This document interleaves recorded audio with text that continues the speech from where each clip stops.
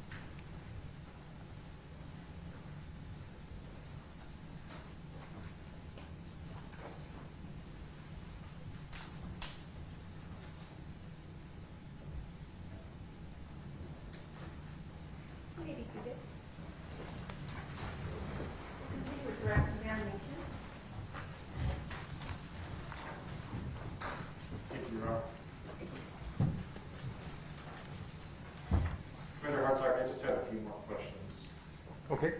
Now you mentioned earlier about the amount of storage on a phone. So is that true in this case in terms of the devices in this case, the 3 or 4 phones that we talked about? Do they hold a lot of data? I mean, in 2016, it would have been considered a low to medium end storage phone. In today's terms, it'd be very small. But in terms of the amount of data that you collected in your extraction report, is there a lot of data we haven't discussed today? Oh, there's definitely a lot of data we haven't discussed, yes.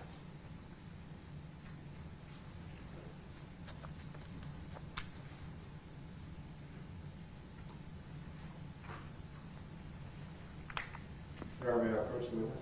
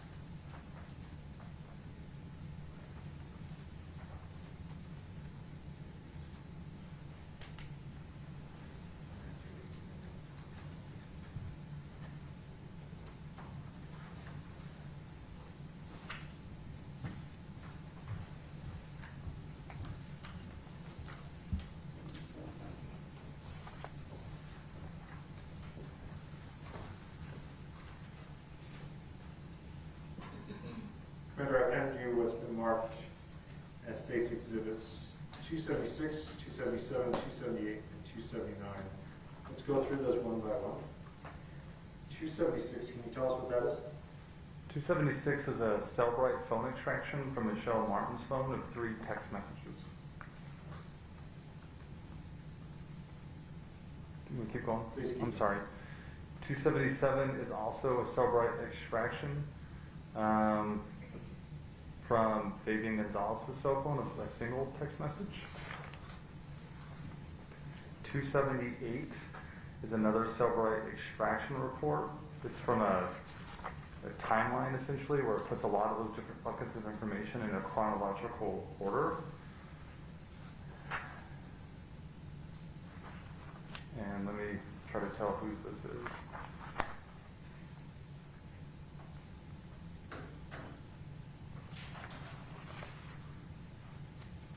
Let me ask you, do you recognize that as information from the timeline from Michelle Martin's phone in terms of the activity around 9 p.m. on August 23rd? Yes, this is. And then 279 is another Cellbrite extraction report. This is from Fabian Gonzales' cell phone, and it's detailing some timeline information, so it's combining some categories together. Your Honor, the state will move for admission of State's Exhibits 276, 277, 278, and 279. No objection. 276 and 279 will be admitted. Let's start with Exhibit 276. Now, can you tell us what's contained on there? Are those text messages? These are 3 text messages sent within about 90 seconds of one another. Okay. And what is the date and time? August 18th, 2016, starting at 10:16 p.m. and ending at 10:18 p.m. The first message, it's from Michelle Martin's phone to the context saved as K Jessica, which just says, "Who's this?" The number responds, "Me, babe, answer." And Michelle responds back, "Where are you at?" Okay. 277. 277 is an SMS message again. This is from Michelle Martens to this device, and it's just a sent message that just says Fabo. F-A-B-O, Fabo. Is that phone number consistent, the phone number that Michelle Martens contacted on that SMS message, is that consistent with the phone number in Alicia Padilla's phone? Yes.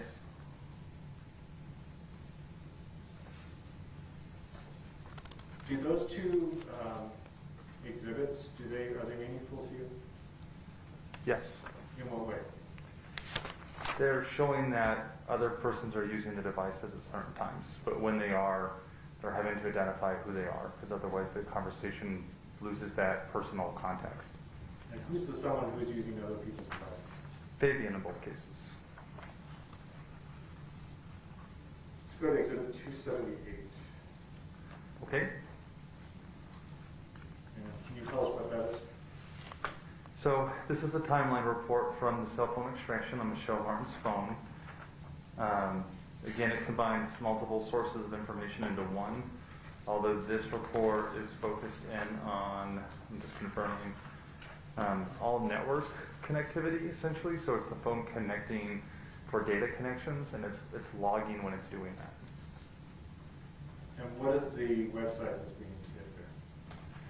Oh, we don't know what website it is. Or the app? They're all Google apps. In this case, YouTube appears to be, let me see if it's every single one. The YouTube app is every single connection. Okay, and what is the start time and the end time of the YouTube? It starts around August 23rd, 2016 at 9:00. Oh, hold on. Sorry. It starts August 23rd, 2016 at 8:35 p.m. and it goes until 9:04 p.m. the same night. Do you know, can you stream music through YouTube? You can. When we talked about this time period between 10:30 and 12 p.m., preceded by the defendant's activity on Facebook or messages, and also succeeded by the same Facebook or message activity. Now when you reviewed Michelle Martin's Google records, were there times during the night of August 23rd, going into the morning hours of August 24th, when her phone, the Google records put her outside the apartment? Yes. And can you tell us the times in that time period, starting at say 10 p.m., what times did her phone go outside of the apartment? Can I just bring them up on the visual? Yes, that would be fine.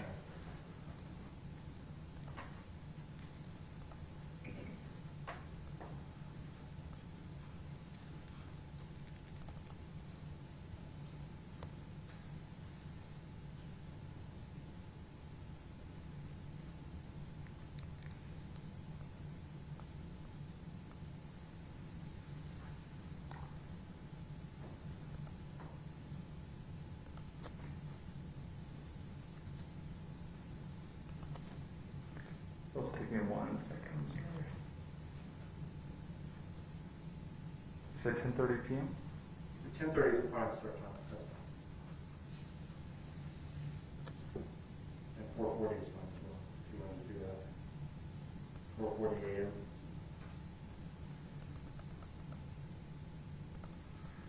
So it's a lot of records, so I might narrow it down a little bit for them to really make it a little bit easier.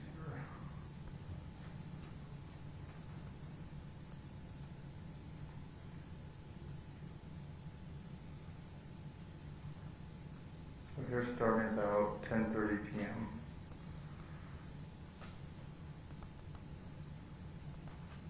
Then we can actually hit play and you can see the records kind of pop up and disappear. So we're looking at about a 15-minute window. So the record will stay up for about 15 minutes. When it disappears, that means it was 15 minutes ago. I'll hit play. And the time is displaying on the top left. So now it's almost 11 p.m.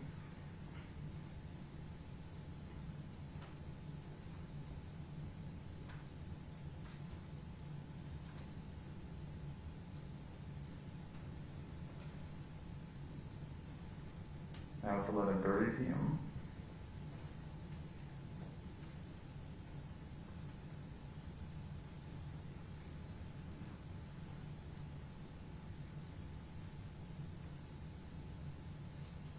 Now it's midnight.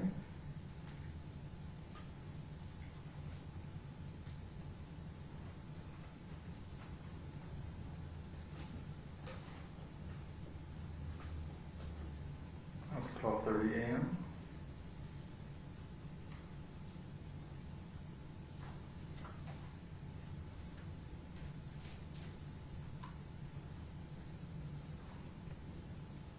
Now it's 1 a.m.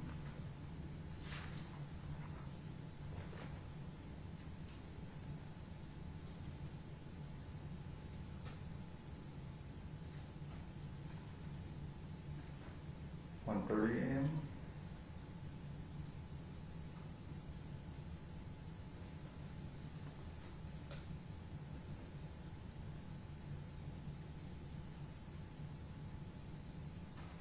Two a.m.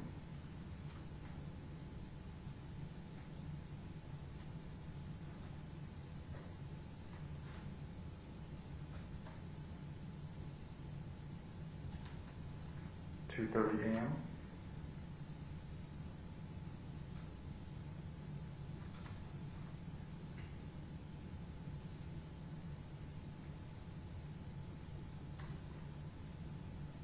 3 a.m.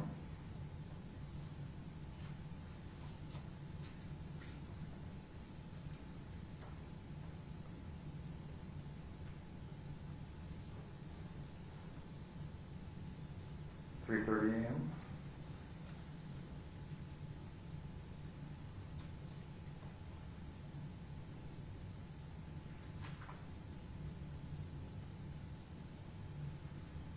4 a.m.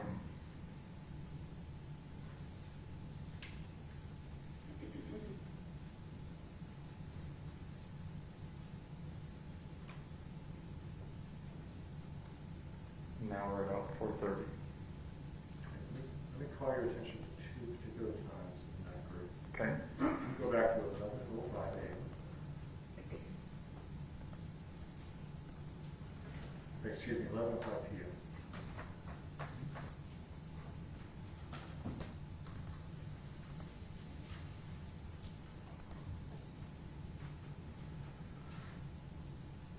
Okay. Could you zoom a little bit more? Sorry, Google presumes I want to do that. Let me take it back. That's as close as I can get. Is the outer part of that radius, is that within apartment 808 or outside of apartment 808? I believe it's outside of 808. And if you can go to 407 a.m.?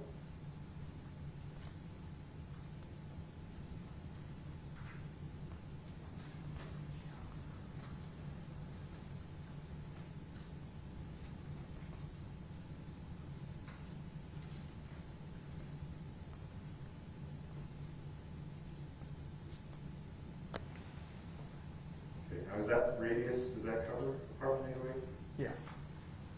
Was there any hit from what the animation we just saw from 10:30 a.m. to 4:40 a.m.? Was there any other Google hit that was that far outside the apartment? 10:30 p.m. to 4:30 a.m. Those are it. And what you see there too, this is the pattern analysis. We see there's really two spots that just keep hitting nonstop, and then we look for the anomalies. We look for the ones that hit outside of that because everything is the same. These phones typically report the same thing over and over again. So with 1105 and 407, would those be categorized as anomalies? To me, yes, and we just got to see it displayed. Now have you turned to exhibit 279, please? Okay. Can you tell me what that is? This is a mix of conversations from Fabian's phone as well as some network location information. Are those the conversations we heard about earlier? Yes. And what is the time period of the conversations, the first one and the second one? First one, just the conversations. Let me see here.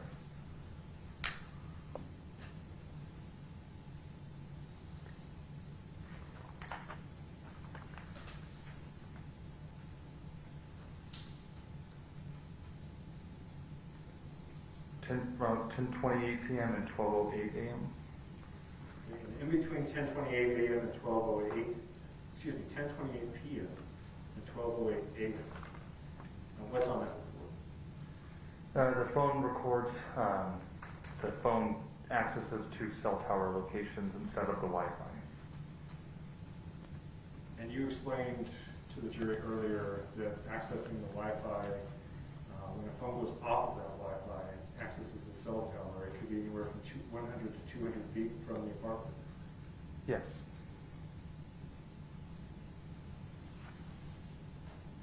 Thank you, Commander Herzog. Pass it. Cross-examination?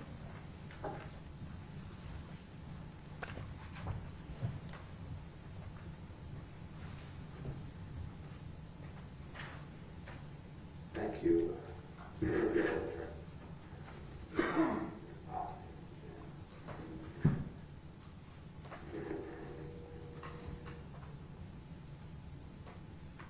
Commander, this technology that we've gone through today basically proved that Michelle and Fabian were half an hour away when Victoria was murdered. Is that correct? Yes.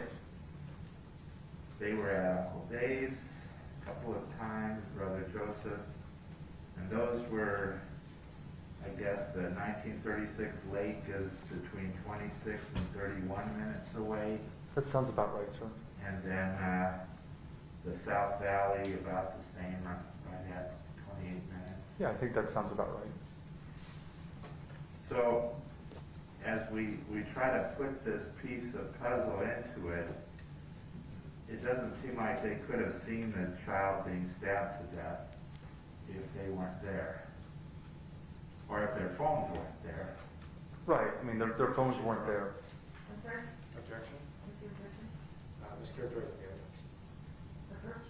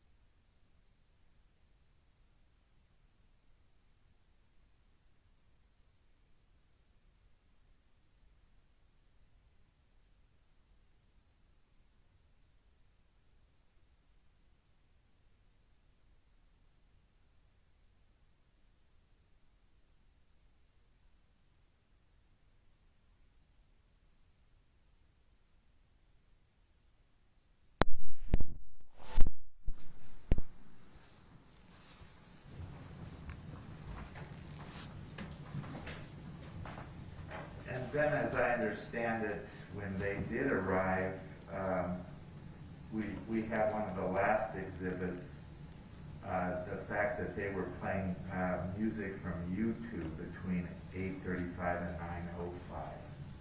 Michelle Martin's phone was, yes, sir. Now, why did it take 2 years to dismiss the murder counts, if you know? How long did it take to get this technology to give us a timeline? I was asked in the early part of 2018, or late 2017, I forget exactly when, if I would bring my training and expertise in to help just review all of the cell phone evidence that existed in the case. I did my analysis and just provided it to the prosecution team. And they went and your understanding is they did dismiss because of your analysis, though, didn't they? I believe the murder counts that as to Michelle and Fabian. The murder counts were dismissed based, I think, at least in part on my analysis of the phones. Okay. Now, there was a router on the TV. I think the TV in the living room is where they kept their router. Is that right? I think it was just right behind it, which is a pretty typical place that they get installed, but I did see photos of it, yes. Now, could that router have picked up if an unknown man had a cell phone and if he sent or received any electronic messages or calls? So the routers try to talk to every device it's in range of, but it only would have possibly kept a record of it if there was a handshake, meaning they've seen each other before, and if security's turned on, which it was on this router, you would have had to know the password. So if all of that had taken place, then yes, there was potential that the router could tell us a device connected, but I'll preface it, most routers don't keep that level of detail of exactly when a device connects, only that it's connected in the past, and I can remember it for the future. There was no electronic evidence of this, of an unknown person connected handshake with that router on the night in question. Is that correct? I didn't analyze the router, so I can't give you an opinion. All right. Now, isn't it true that the phone that Fabian owned and the phone that Jessica owned actually belonged to different phone plans, that they weren't bought 2 for 1? I honestly don't know what phone plan it was under. The carriers don't always share that with us. It was speculation on my part to see 2 people in close relationship with the exact same phones. I know in my family, some people have the exact same phone because I have bought them at the same time to save money. So I don't actually know if they did. Okay, so it's also possible one gets a phone and the other one says, well, I want a phone just like that one. Absolutely. Yeah, they both saw the same deal separately. Now let's back up a little bit to Sunday's barbecue and the black eye and everything. The electronic data, I guess it would be the T-Mobile GPS coordinate, shows that Fabian left and he was with Michelle at her apartment. Is that correct? They eventually end up at the apartment, yes, sir. And both of them are kind of showing that they're at the same location. Yes, that sounds correct. Now, as I understand it, he used possibly 3 different phones, his 2 and Michelle's, to search for guns. That's correct. Now, is that, can you tell if his phone battery died or why he switched from one phone to another? I don't have enough information to know why he did that. Okay. There's no, data record that the phone is down or anything?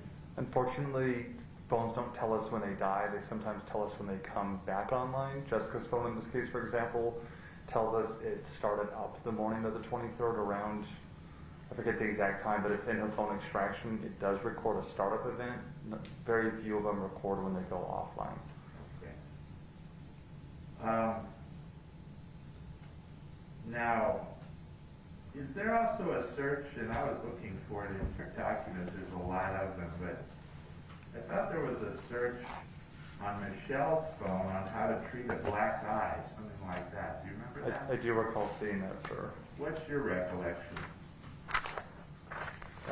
Yeah, the search was August 22nd at 11:30 a.m. It says, what helps a black swollen eye? To me, her boyfriend just got punched in the eye and it hurts, and she's trying to help him out, or he's on the phone doing his own research, trying to figure out what helps out his eye. And that was on her phone? Her device is where that search takes place, yes. And which exhibit is that? It's 271, sir. 271, thank you. Now, there's all these threats and texts that go on and on, but if his phone is correct, he never left the apartment. He's just texting away from inside Michelle's apartment. Is that right? It seems like his cousin was correct, Amanda, that he never showed up and wasn't going to show up. And there's no indication that he ever actually bought a gun, just that he searched for a gun on the internet. Yeah, this doesn't confirm that he bought one. Right. And would it normally show a transaction or? Craigslist is funny. I mean, most people don't record the transactions publicly when they buy something on Craigslist, but it could have been on there. Cash App and Venmo aren't really super big in 2016 when this takes place. Nowadays, we would expect to maybe see a transaction, although cash still rules in secondhand sales, so hard to say. All right, but there's no real evidence there that any of that ever left the apartment. That's correct. Now let's look at Jessica's cell phone after the barbecue. Sometime after Fabian left, Jessica leaves the party, and she goes with Willie Hollis. Is that right? I can't recall exactly who she leaves with, but she does leave and she goes to a different location besides the Irving address. And I think, and I could try to refresh your memory, but you actually looked at Willie's phone to see if the two synced up, and he was with her. I did go through Willie Hollis's records at one point. Most of it was also clear where was he at the time of the incident. So a lot of my memory is focused on the night of the 23rd and the 24th of his phone records, to be honest. I understand, but looking back a couple of days earlier, that's the same time where she says in a text that she's waiting for the twins. She does send a message about waiting for the twins, Okay. yes. And it appears from her text to Fabian that she's separated and wanting to get her clothes, her stuff back from him. Yeah, she made a deal to stay there, and now her stuff's there, and she's not. Right.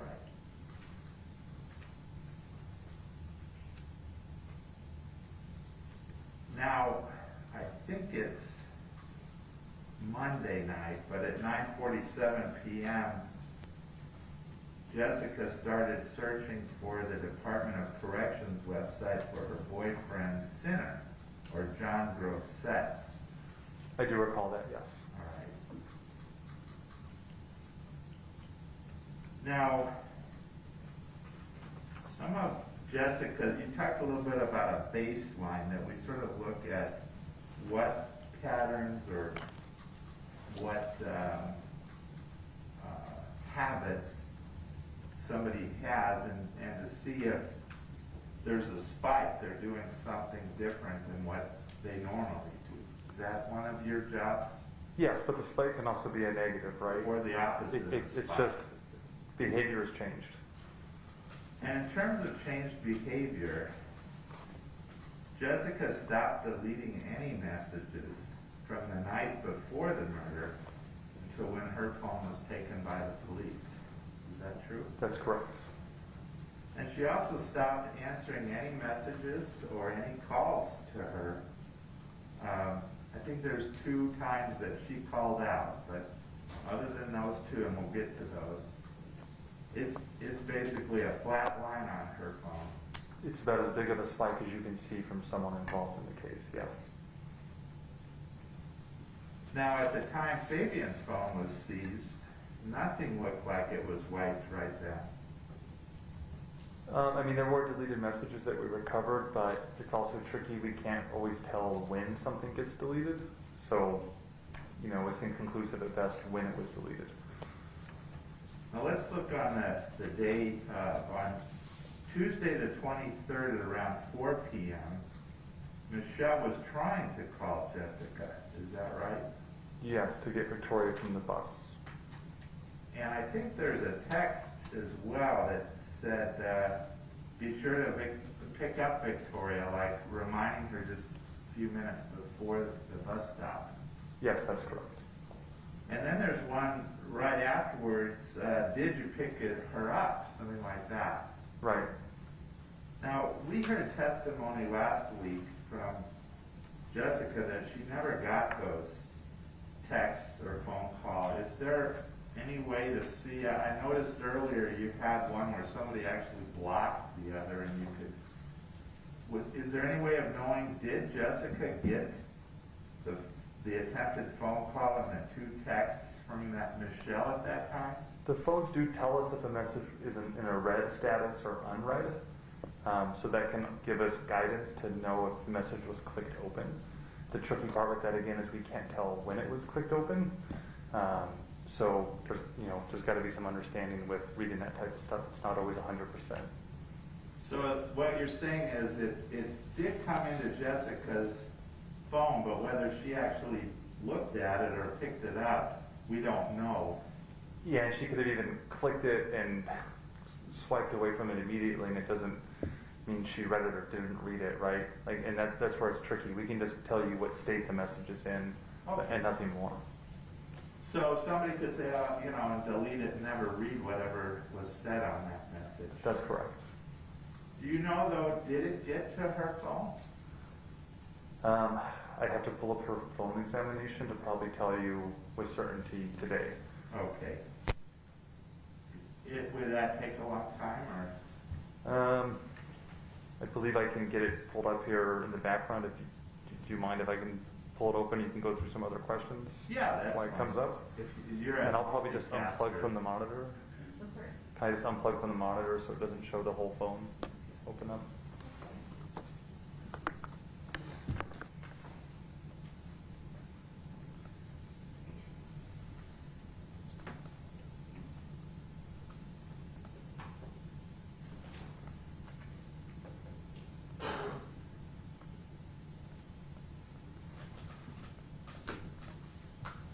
Probably going to take several minutes, or if that's okay, but I'm happy to answer other questions. All right. While we wait, if you want. You're better than I am at multitasking.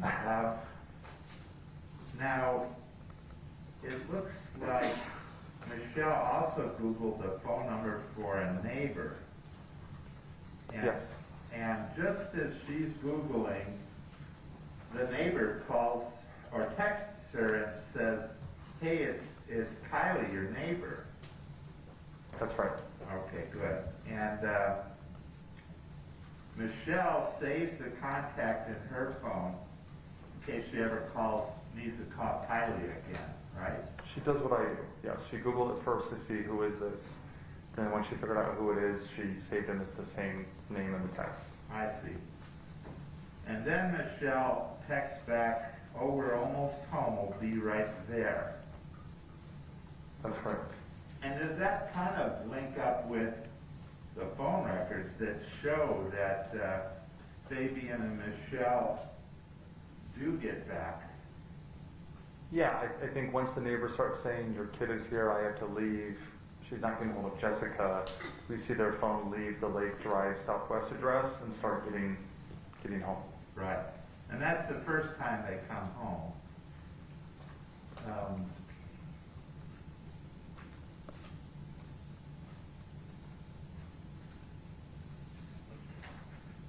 Now, and you've just answered this, that's when you can see their phones moving towards the apartment.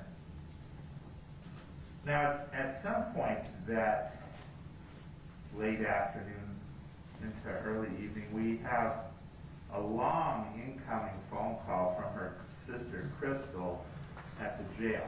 That's right. And I think we've heard that conversation. There's only really one other call, and that's to her mom around 10 p.m., Lori Collins. That's right. And other than that, as we said, there's a huge spike in terms of no activity from her on her phone. That's correct.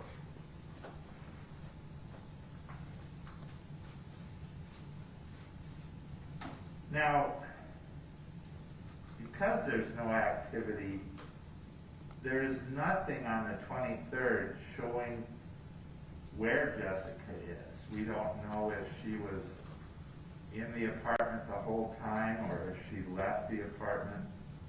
We definitely don't get any records that show any movement of great distance away from the apartment. Okay.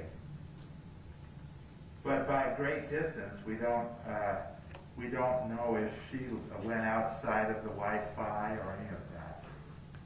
Yeah, we just have no information because there's so little on the device. I can't really make any conclusions or opinions. You can't tell us where she is. There's some records that her phone, those phone calls are coming in where the tower hits and it's at that apartment home tower, but that's it. It's pretty sparse.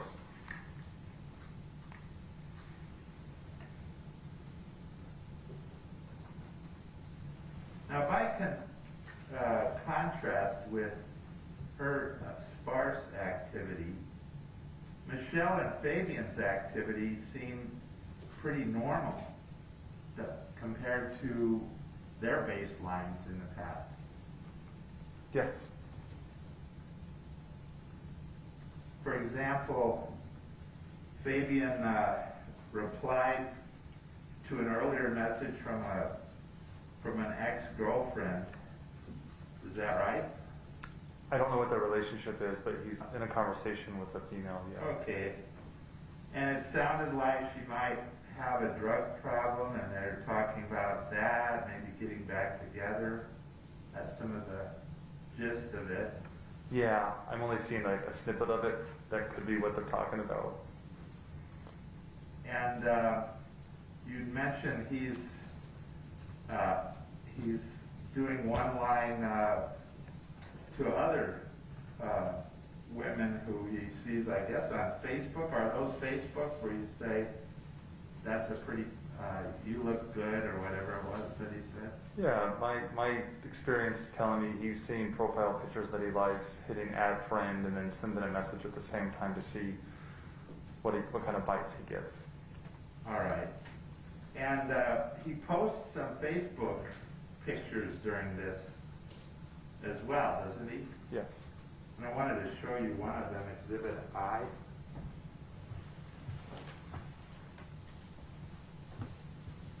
Handing you Exhibit I, do you recognize that document?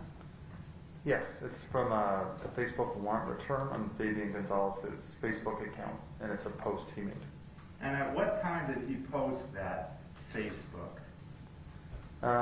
August 24th, 2016 at 12:19 a.m. Mountain Time. So just a little after midnight, a few hours after the death of Victoria, correct? Yes. I'd move I into evidence. Defendant's I will be admitted. Now, would you agree with me that there's really nothing in Fabian's phone activity that looked like he was saying there's a dead kid over here, help me out, anything like that? There's definitely nothing that plain on his account.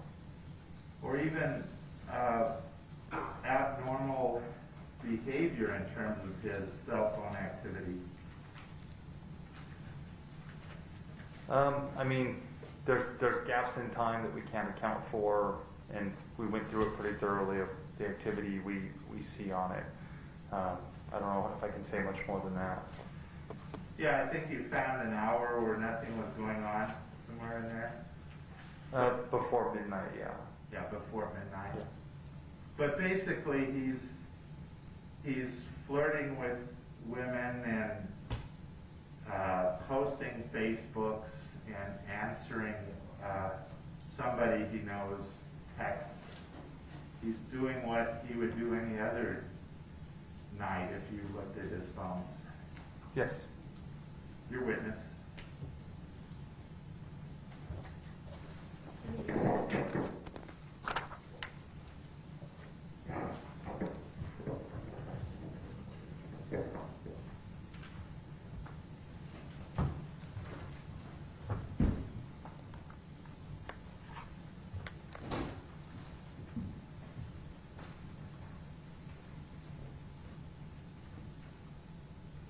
Let's start with that last question. So, Mr. Ahrens asked you if he's doing what he did every other night. Was he hitting on women in that way on Facebook on the other nights that you examined? No. And he talked about the gap in time between 10:30 and 12 a.m. Was there any phone activity from the defendant after 12:30 p.m.? 12:30 a.m.? Excuse me, 12:30 a.m. on the 24th? No, there was not.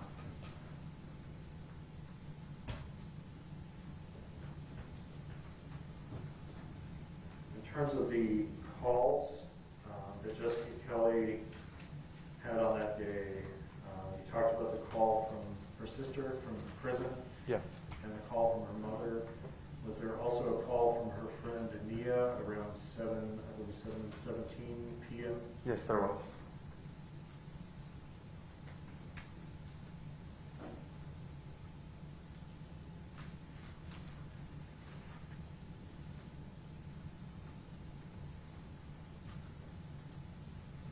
And you talked about the defendant's location after the barbecue.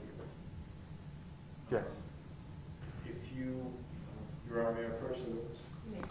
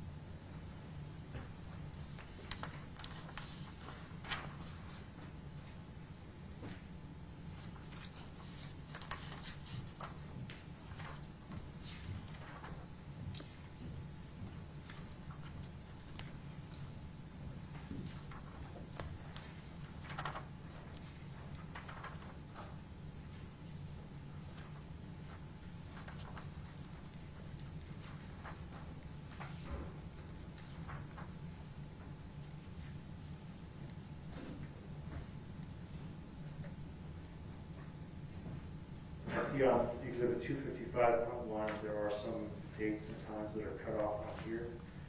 It may be easier to go to your animation. Do you still have that up? I do.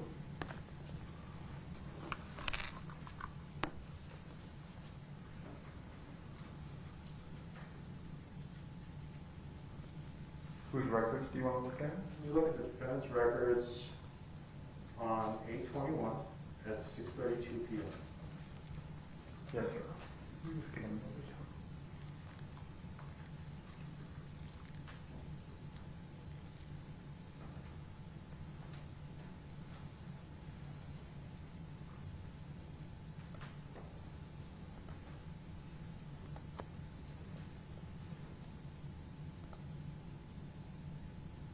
6:32 p.m.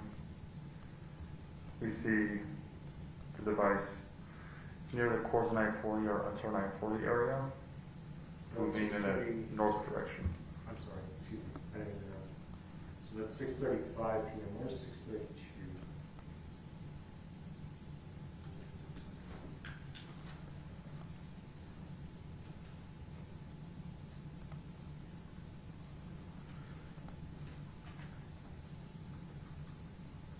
I see a green dot toward the bottom of the screen, or middle of the screen.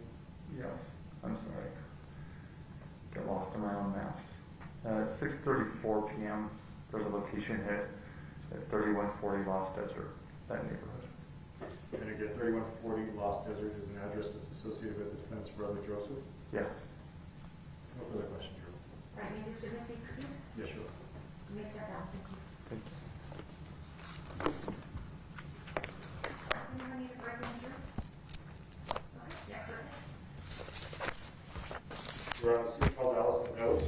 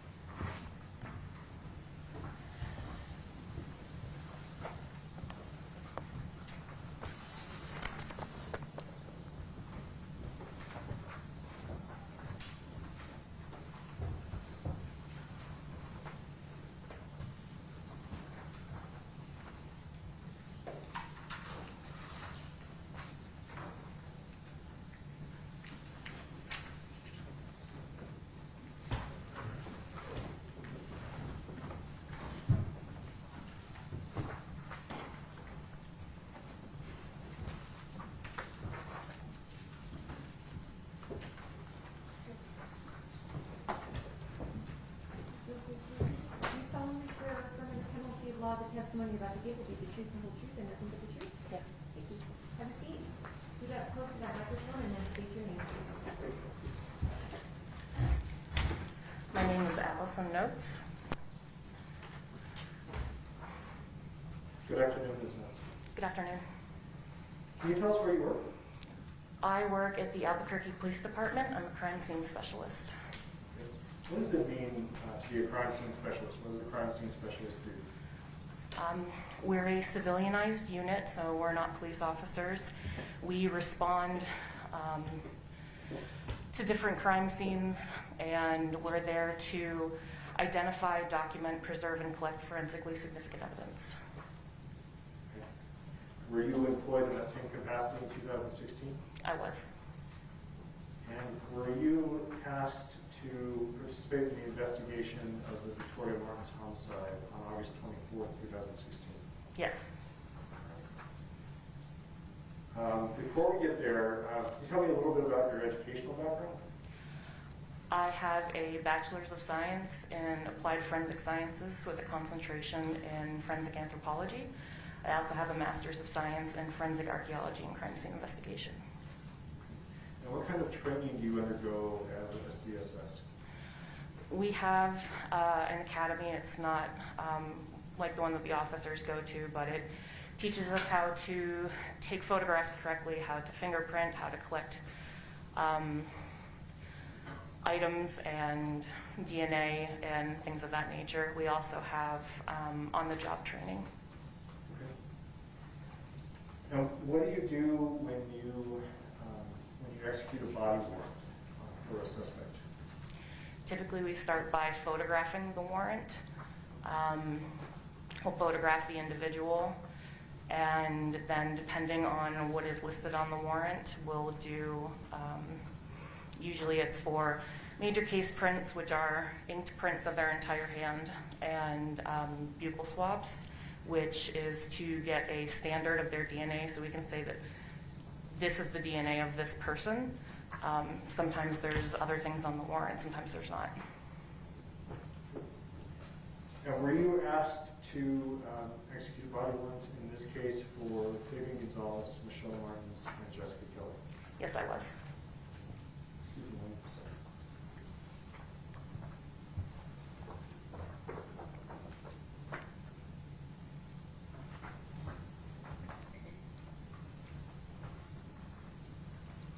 Your Honor, may I approach the witness? You may.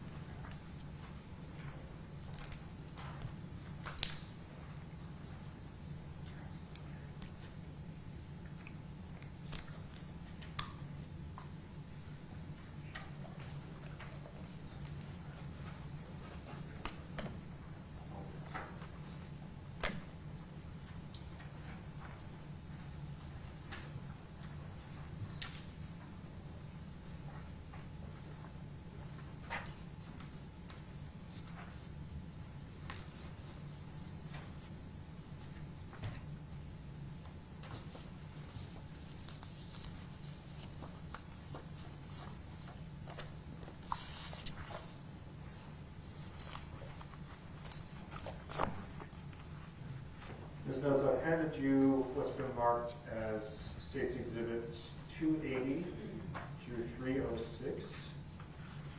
Let's start with Exhibits 280 through 293. Through 293. Okay. Can you tell me what those are?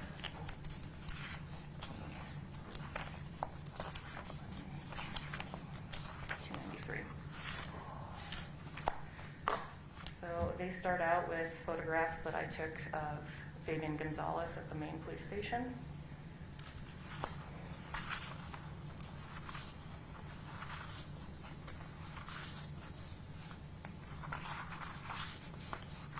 They're overall photographs that we take are kind of like how they do mugshots on TV, so they're all four sides, the face, the hands. Okay, and the exhibit numbers for that would be 280 through what? So it looks like it's 280 through 286.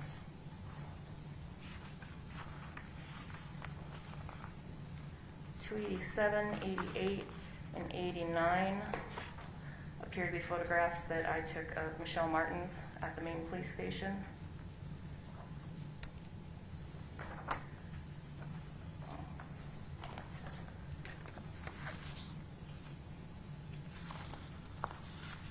'91, '92, '93 are photographs that I took of Jessica Kelly at the UNMH at the hospital here. Is 94 included in that as well? Oh, yes, I do have more. 94 and 95? 94, 95, and 96. And those are all of Jessica Kelly. Do all of those photographs fairly and accurately represent the photographs that you took on August 24, 2016? Yes, they do. Your Honor, the state will move for admission of states 280 through 296. No objection. 280 through 296 will be admitted. Yeah, publish? No.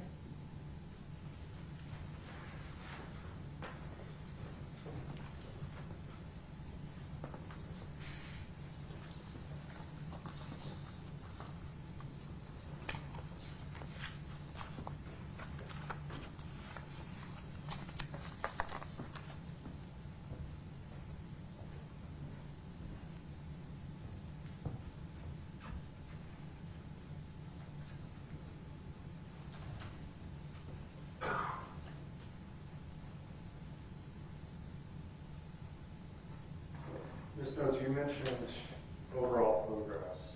So what do you do with overall photographs? What's your focus? They're just to show all four sides of the individual and their face and hands, see if there's the face obviously for identification, the hands to show if they have any sort of injuries that we sometimes see in particular cases.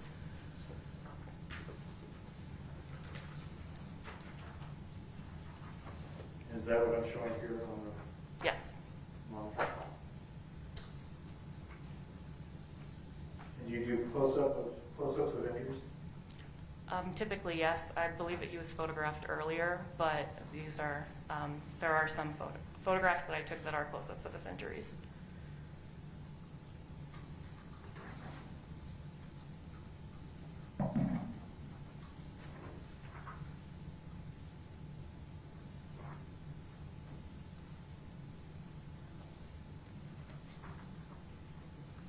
And who's in this photograph? This is State's Exhibit 287. It's Michelle Martens. I should say the photographs that we just saw, which were 280 through 86. Who was in those photographs? The photographs of the mailer were of Fabian Gonzales. That is Michelle Martens.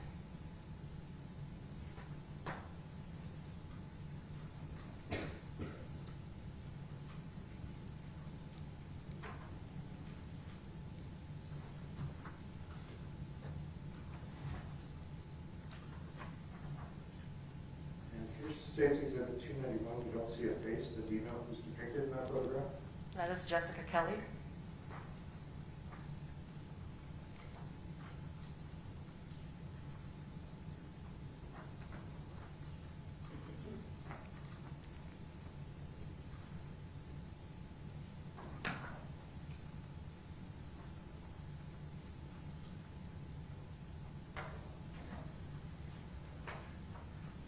So in addition to taking overall photographs, you said that when you process an individual with a body warrant, occasionally you will do buccal swabs or other swabs, perhaps on their body, in addition to major case prints. In this case specifically, starting with Michelle Martens, what did you collect? What evidence did you collect? For Michelle Martens, I did photographs. I collected the clothing that she had on, those gray scrubs. We did buccal swab. I swabbed her hands. I also collected pubic hair, which was on the warrant. Did you also do major case prints? And major case prints, yes. How about for, and before I get there actually, when you interacted with Michelle Martens, how did she seem to you? She seemed fairly normal. Usually in these circumstances, people are nervous. She didn't appear nervous. She just was kind of there. It was a little out of the ordinary. And when did you do this for Michelle Martens? When did you collect samples from her? It would have been, it's hard because I'm not sure when I started, but it would have been that day on August 24th, but in the evening, so after 8 o'clock. And how about for the defendant in this case? What body standards did you collect from him? So for Fabian Gonzales, we also did the major case prints, collected his clothing, which was the shorts, a buccal swab, photos, swabs of the hands, pubic hair, and in addition, there was a penile swab. And you just described Michelle Martens as seeming normal. How did Mr. Gonzales seem? Very nervous, very fidgety, quiet. And then how about Jessica Kelly?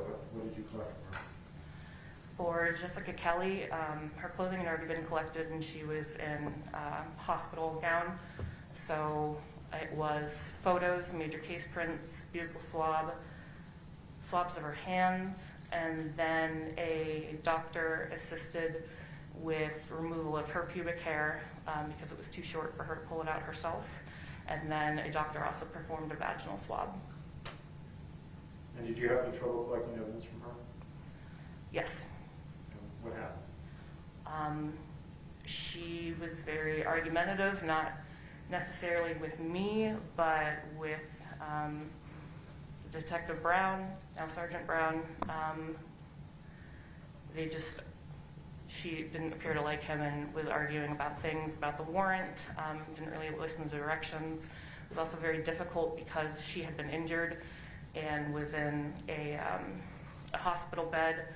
To do her major case prints, I had to use a clipboard, which the easiest way is to either have someone standing or sitting so I can kind of maneuver their hands. So that didn't go particularly well either. Did she also seem troubled by her injury? Yes, she did appear to be in pain. Now, after you've taken evidence from an individual, what do you do with it? How do you protect it? Depending on what it is, we package it. So for the swabs, the pubic hair, they're packaged in small envelopes. They're sealed with either some sort of tape or what we call evidence seals. They're just yellow stickers. Clothing is usually placed in a paper bag and will be stapled and sealed with paper as well, or excuse me, sealed with some sort of tape as well. Okay. And why do you do that? It's to preserve the evidence so there's no contamination. Nothing else gets in there, nothing falls out, so everything stays within its own little envelope where it's supposed to be. In this case, did you follow that procedure? Yes. The only thing that's different for these cases is that the clothing that I collect, the detectives still have to photograph. So those bags they're left open, but they're placed in either a locker or a drying hood so that they are not going to be contaminated, that they're in their own little area. And who did you give the evidence to? Detective Nick Lasker. Do you know if he tagged the evidence in? I believe so. Are you familiar with triage at the lab? Yes. Okay. What is that? Triage is an area that we have at the crime lab where we can package evidence. We also have equipment. We have lockers that we can secure things in. We have lockers for evidence that is already packaged and ready to be taken to the warehouse as well. Could you please look at what's marked as State's Exhibits 297 through the end of that packet?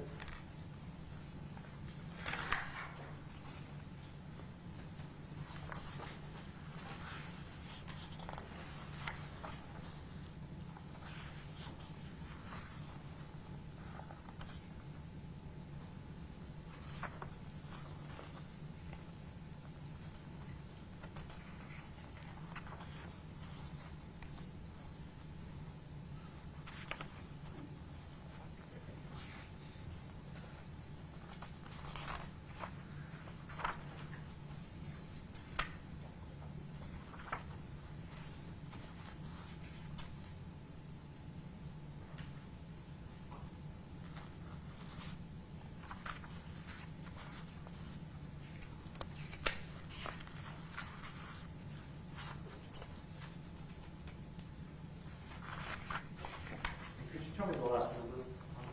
The last number is 308. 308. Could you describe for us what's contained in 297 through 308?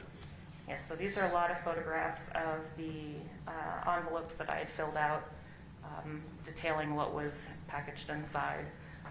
So for 297, this is the envelope for the buccal swab I took of Jessica Kelly. And do those envelopes contain your signature? Yes, they do. And Exhibit 298? Yes, so that's the back of the envelope with the evidence seal, the yellow sticker that I was talking about that is dated and initialed by me. Okay. And you recognize your initials there? Yes. Do those photos appear to have been photographed in triage? Yes, they do. And do they fairly and accurately represent the biological materials collected from the defendants in this case, or the defendant in this case, as well as Michelle Martens and Jessica Kelly, that you gave to Detective Lasker? Yes. Your Honor, the state will move for admission of states 297 through 308. No, Jack.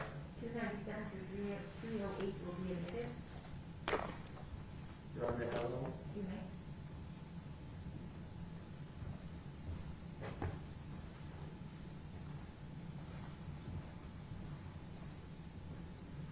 Your Honor, the state will pass the witness. Thank you. Cross.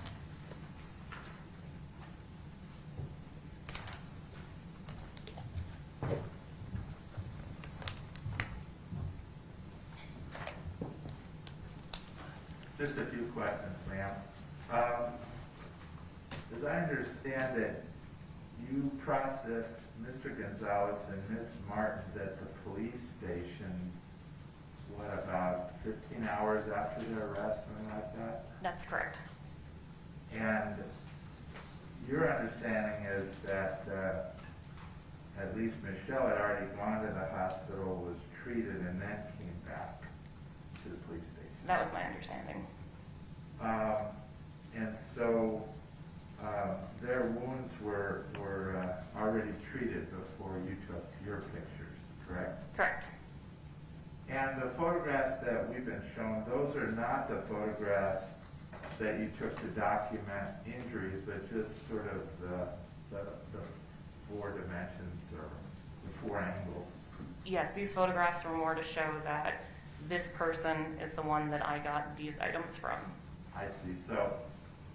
So this ties to the major case prints and the buccal swabs and the other biological samples that you collected from them, correct? Correct. Now, you also searched a dumpster at the crime scene, didn't you? Yes, I assisted with searching a dumpster. And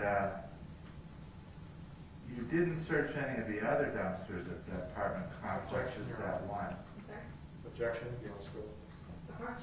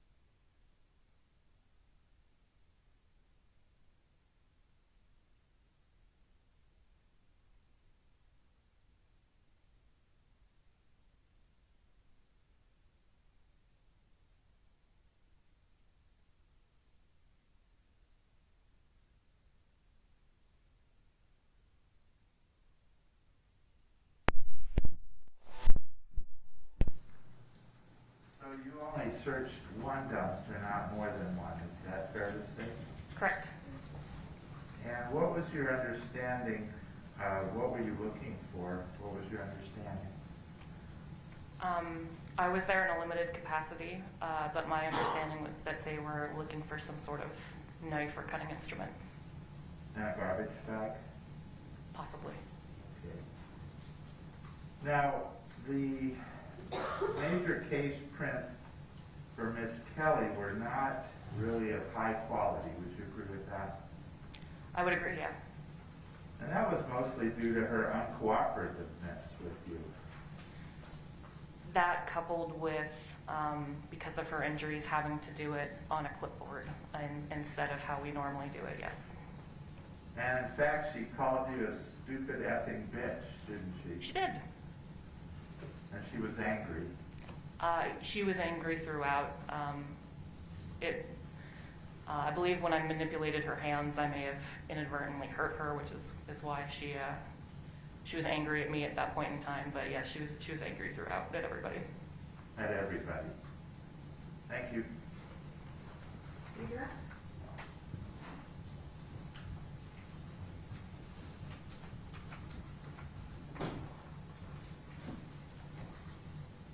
I just have one question, Ms. Mills. Were you involved in selecting which dumpsters to search? No. No further questions. Thank you. Thank you. May this witness be excused? Yes, Your Honor. Thank you. You may step down. Raise your hand if you need a break. All right, we'll take about a 10-minute break. All rise for security.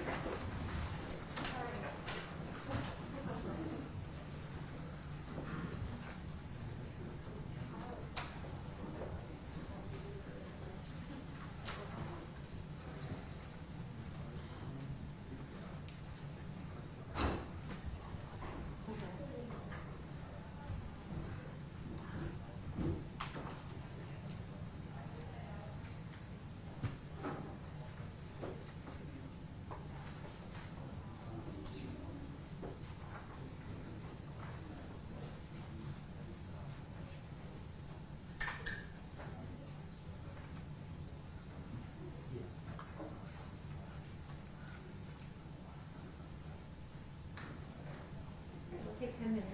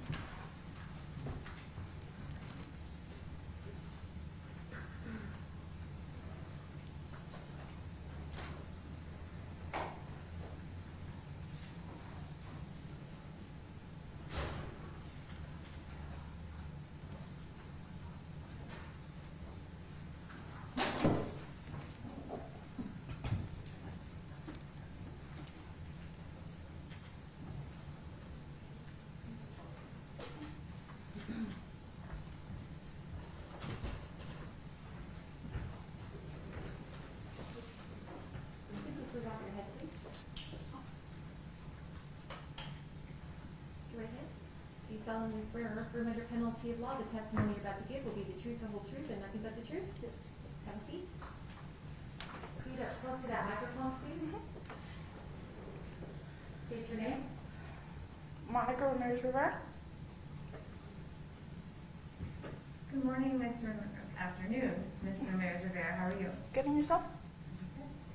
Ms. Ramirez Rivera, where do you live? Right now? Yeah, In Mexico. in Mexico. You're probably going to want to scoot really close.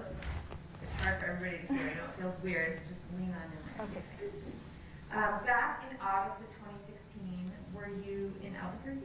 Yes. Were you visiting your sister? Yes. And who's your sister? Christina Torres? Where did she live back in August of 2016? In the apartments. I'm not too sure of the address. Was it 4701 Irving? Does that seem right? It does? At Irving and Golf Course? I believe so. Who, do you remember what apartment number she was in or what building she was in? I don't by numbers, no. Okay. Who else lived with your sister Christina in her apartment? Victor? Who's that? Victor is her husband And who else? and her 2 children. When you were visiting, were you by yourself? No, I was with my children. And how many children did you have with 2. you? Were they older, younger? Younger. Like Good. small. They were small. In 2016, they were little toddlers or? The smallest one was 2 years old. Back in 2016, how long did you stay with your sister at her apartment? That I just stayed that day. Just one night? Mm-hmm. And had you been to that apartment complex many times before, or was this the first time? No, I had been there before. Did you know any of the neighbors? No, my sister had mentioned them. Like, she told me about them and she said who was who.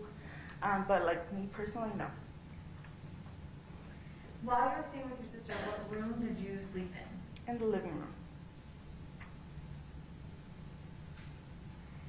Back on August 23rd of 2016, do you remember encountering Victoria Martens? Yes. And around what time of day do you remember seeing her? I believe it was like around 1 or 2.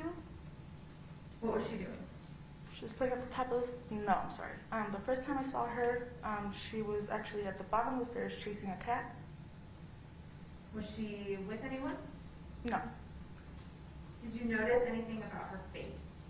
No, she looked fine. She just had chips and she was chasing the cat around the apartment. Did you notice any makeup? Not at that moment, no. Do you remember how her hair looked? Straight, blonde, Was it up or shoulder down? length, down. Was that the first time you'd ever seen her? Yes. What were you doing that afternoon the first time you saw Victoria? We were leaving to Smith's. Who's we? Me and my sister. How far away was the Smiths? It's the close one right down the street, next to the apartments. How long do you think you were at the store with your sister? Just the 2 of you went? Yes. Okay, so how long do you think you and Christina were at the store?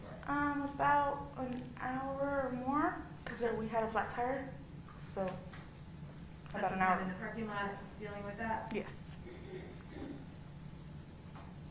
Did you encounter Victoria for a second time when you got home from the store? Yes. Tell us about that. That's when I saw her at the top of the stairs, and she was wearing glitter on the top of her eyelids. Now, you said at the top of the stairs. Tell me where your sister's apartment was in relation to Victoria's apartment. So going up the stairs, my sister's apartments are on the her apartment's on the right, and Victoria Martens' apartment was on the left. Let me show you what's been admitted as State's Exhibit 4. Does that look familiar? I can't see anything. Oh, is it? Oh, okay. You should be able to. Yeah. You're right there. Yes. Okay. So you said, are these the stairs that you're talking about that Yes. I'm pointing to? Mm-hmm. And this is Victoria's apartment, and your sister's apartment was next door? Yes. Would that have been apartment 806? Does that seem right? Possibly, yeah. No problem. So Victoria was at the top up here, In the middle. just right in the middle. Mm-hmm. And what were you and Christina doing? Going up the stairs with the groceries. Did you or your sister talk to Victoria? My sister did. Tell me about that. Victoria was inviting her to her birthday party. and my sister asked her what she would like for her birthday, and she said she wanted makeup, not toys, because she was a big girl now. And Did you notice anything about her then that you hadn't noticed when you saw her before eating chips? no, she was really happy. She told us that her grandma was going to take her to get a mani and a pedi. She was kind of excited for her birthday party. She told us that they were going to do it the next day when they got out of school early. So she was just inviting us mostly to the party. During this interaction with Victoria, did you see Jessica Kelly? Yes. Tell us about that. So when my sister's asking her what she wants for her birthday, that's when Jessica Kelly steps out of the apartment. And let me slow down. When you say the apartment, she stepped out of this door? yes. And where, are you guys all the way at the top now? Or? Yes. Well, we're still at the stairs. And I think I had already gone around Victoria and was standing at the door next to my sister's apartment. So you're somewhere in this area? Yes. And then she was like right next to the post. You see how there's two posts? This one and this Yes. one? So she was more on this one. And when you say she, you mean Victoria? Victoria? Yes. And where? So Jessica Kelly comes out of this door. Tell us what happened then. And my sister's standing kind of on the other side. Christina was standing on the other side of the other post. And Jessica comes out and tells her that she had already given her $50 and kind of starts tugging at her to come inside. What was Jessica Kelly's demeanor? Was she friendly? No. What was it like? She kind of was like dogging us, When you say dogging, what do you mean by that? like looking at us up and down, looking at us ugly, just kind of like she wanted us to like feel uncomfortable. Had you ever seen her before? No. Describe, you said there was some pulling of Victoria. Describe that in a little more detail. So first she came up like kind of behind her, kind of like moved her back with one arm, and then she kind of moved her back with both arms. Is she moving her back towards the door? Yes, towards her apartment, towards Michelle's apartment. How did Victoria react to that? She kind of just had a blank face. She stayed quiet. Was this a strange interaction to you? Yeah, because my sister told her, she was like, no, I don't care if you gave her $50, well, she wanted to give her something. So my sister was kind of in the defensive mode because she was being rude. Just the way she said that she had given her $50, kind of like saying she doesn't need anything else. Where did they end up going? They ended up going into the apartment. What did you and your sister do after that? We ended up going into my sister's apartment. What did you do inside there? We put away the groceries. Did you have plans after that, or did you make plans? We made dinner, and then we were going to go to the park. Do you remember what time you went to the park? I believe it was like around 5 or 6. And who all was going to go to the park? It was going to be Christina, Victor, their 2 kids, my 2 kids, and myself.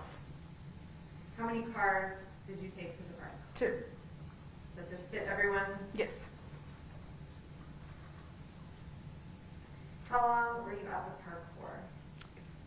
About before sunset, so like around 8:30. And if you left the park around 8:30, do you remember about what time you got home? How far away was it? Like around 8:43. You said 8:43, that's super specific. How do you remember? Like about 8:43, 8:46, because I was on my phone. You were looking at your phone? Yeah. When you got home, I'm going to show you, going back to 4, do you see some cars here? I see my brother-in-law's truck. Which one's his? The truck, This one? the gray one, yes. And what other cars? The Nissan, I believe, next to it is my This sister's one? gray Nissan. Yes. That's your sister's car. That's your brother-in-law Victor's truck. Yes. Do you know whose car that is? No. Did you see anyone in this car that day? I remember that the car was like that color. Okay. When we saw Fabian and Michelle in the vehicle. It was Okay. Let me back you up before we get there. So you got home around 8:43 or 8:46. Which one of these are the 2 cars you took to the park? Yes, those are the 2 cars. Which one got there first? My sister's. So this sedan right here? Yes. Is this where it was parked? About? Yes. And how long until your brother-in-law's truck got there? Like about 2 minutes. With a Just lot. right behind you. Yeah, like a light behind us. When you first pulled up before Victor's truck pulled in, did you notice anything about Michelle and Fabian in this car? Yes. Tell me what you saw. They looked very happy, very under the consumption of, they looked very tweaked out. They looked tweaked out. Why do you say that? Because they're very, very awake, like their eyes. They were kind of like very enjoying the moment. I even made like a comment to my brother-in-law because they looked high. I don't know how to explain it. Let me back you up a little bit. Have you in your life, and you don't have to give me specifics, had experiences observing people under the influence of meth? Yes.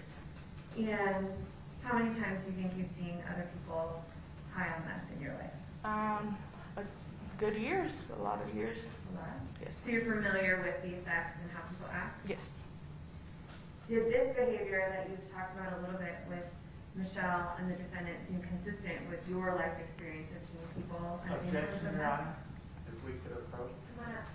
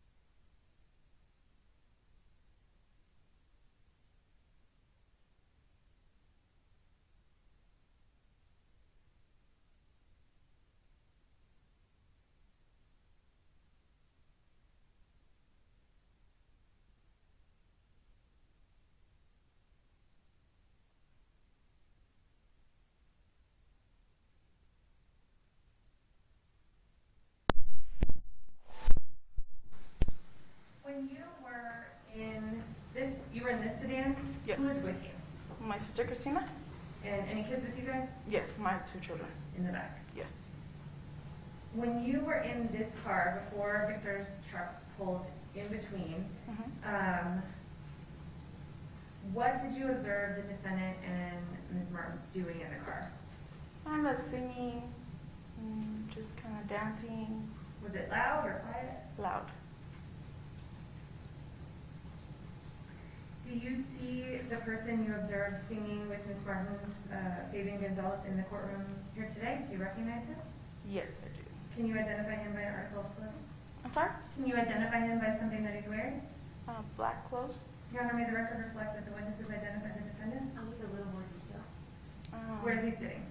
Right there. Will the record so reflect, Judge? Can you describe something else that he's wearing? He's wearing glasses. The record will reflect that the defendant has been identified by this witness. when you arrived home and observed this, and Victor pulls in just a minute later, did you see anybody else out and about? Yes. Jessica Kelly was coming down from the stairs. Okay. Did you see, aside from her, I'll get to her in a second, did you see any other neighbors or people outside? There was like kids playing around, teenagers. Teenagers? Yeah. Where were they? More towards like where the, more over here, this way towards the This way? fence. Over here on the fence, more towards the corner. Over here? Right, yeah, over here. I'm more over here. Am I toward- in the right spot? Yeah. Okay. And And then some over here. One second. Okay, and if you closer to the microphone. Oh, So okay. I think part of the problem is when you're looking at the screen, you're turning your face away from the Oh, microphone, okay. so you could take it with you. Okay. Okay, so let's go back. I'm pointing, so it looks like the sidewalk kind of slopes down, is that right? Yes. And the kids, the teenagers were in this area by this wall? Yes. So they're kind of like going back and forth from the pools. Where's the pool? I believe it was that way, but you can't see them here. Let me put this diagram of the complex up and see if this maybe will help me zoom in. This is states 253.1. So, oh, that is not good. Get my head.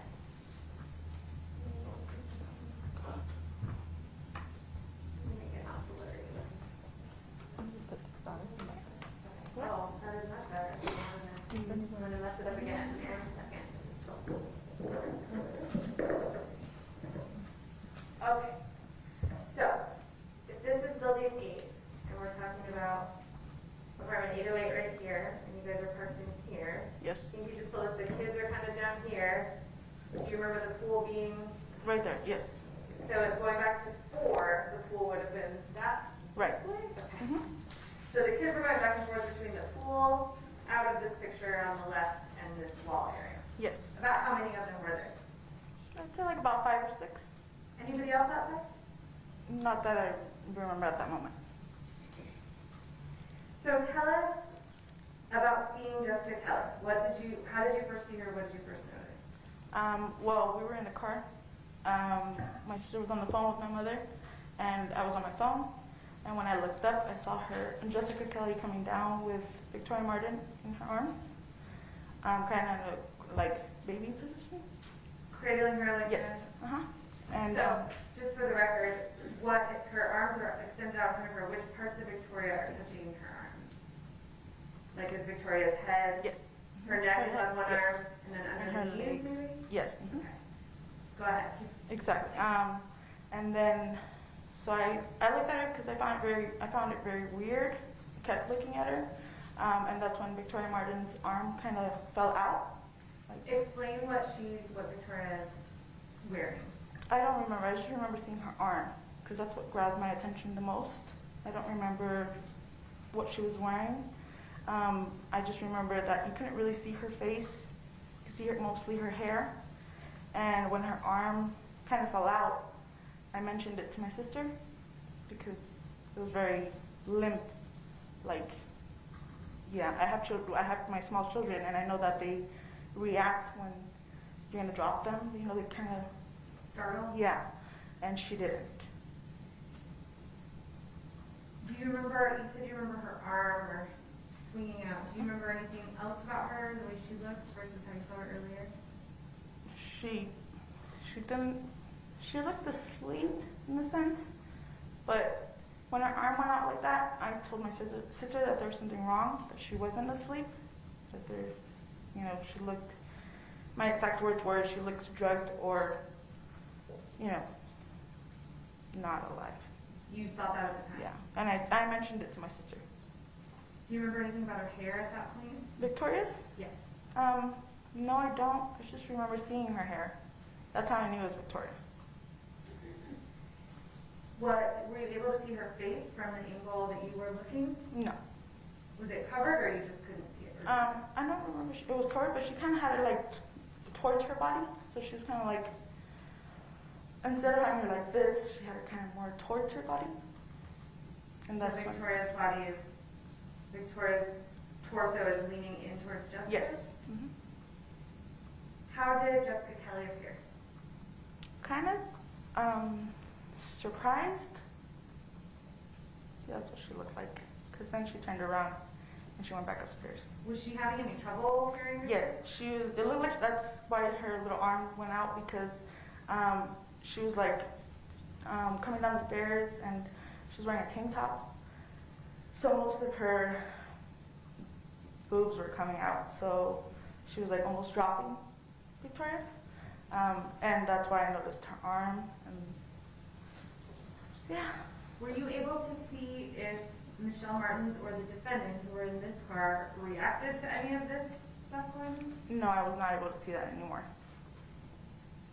Did you know at that point that Jessica Kelly was not Victoria's mom, or were you still unclear about? No, yeah, I was clear because when we had gotten home from the groceries, when we went inside after the interaction between Jessica Kelly and my sister, I asked my sister, is that her mom? And she said, no, I've never seen her. My sister said, no, I've never seen her before. How long did this take for Jessica to walk, and how far down the stairs did she get? Let me back up. If I move my pen down, tell me where she stopped. Like about a little down right there. Somewhere, so almost a To few the- steps from this little yeah. landing, but not all the way down to that landing. Right. And where did she go when she turned around? Back upstairs. Back upstairs to the apartment? Did she go inside? Yes. Did you ever see her again that evening? No. What did you and your sister and your brother-in-law and kids do? We went upstairs. Just from this moment, what did you guys do? We went upstairs. Into your sister's apartment over here? Yes. Where did you sleep? You said you slept in which room that night? In the living room? And can you tell us, if you know, which wall your sister's living room shared with the next door apartment, which belonged to Michelle? Michelle's bedroom.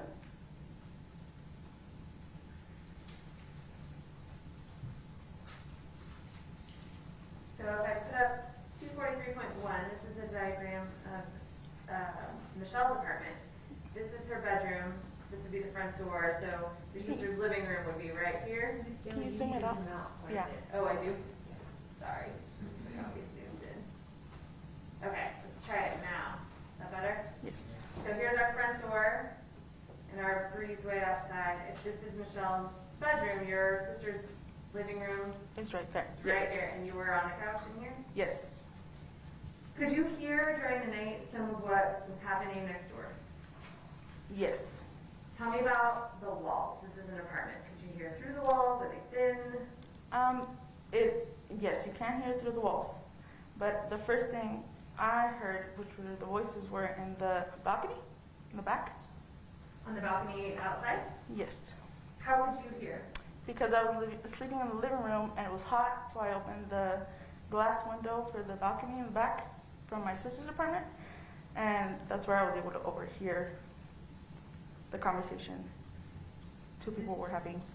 Describe, do you remember what time this conversation was? It was like around 1 o'clock, 1:30.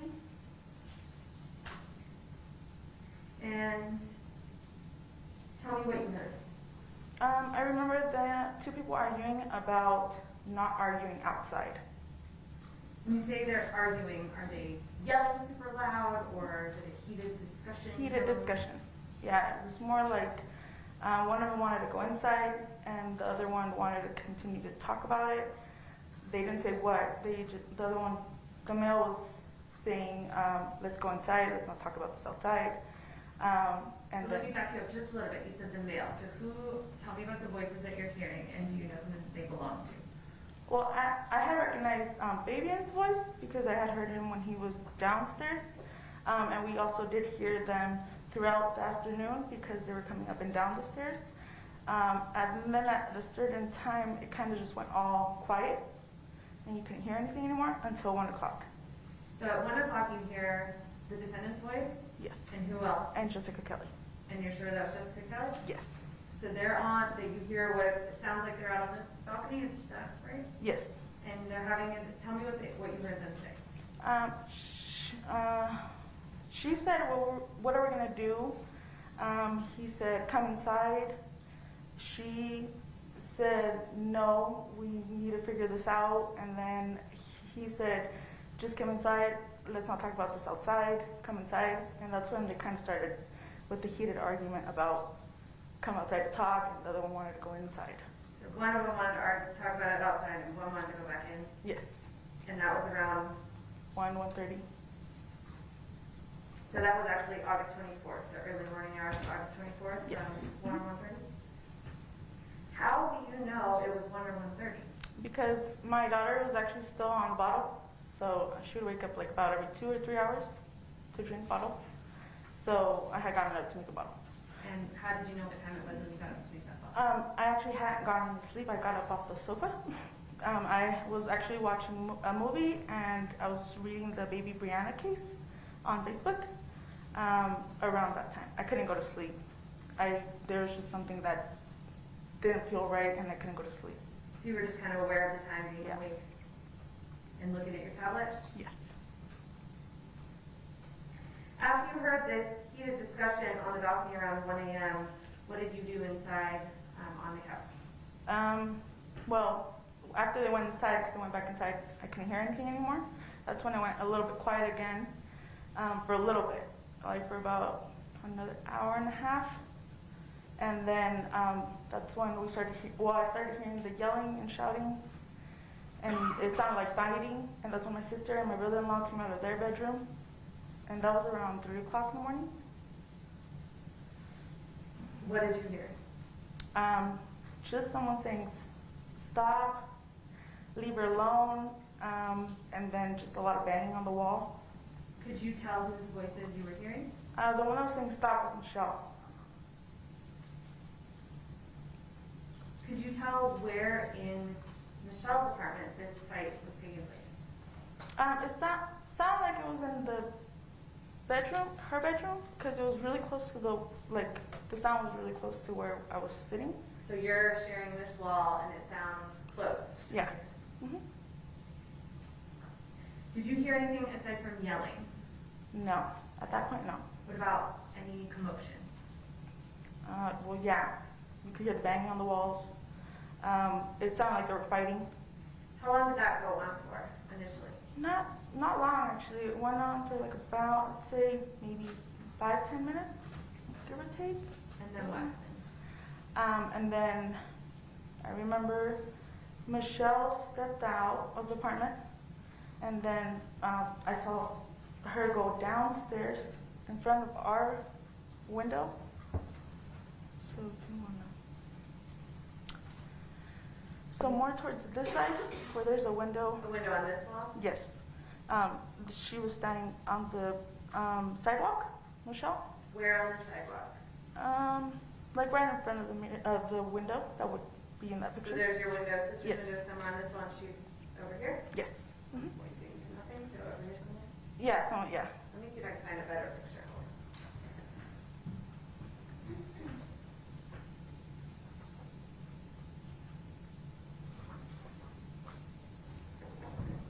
I'm going to show you states 3, which is a little backed up. But since I now know how to zoom, we'll give that a try.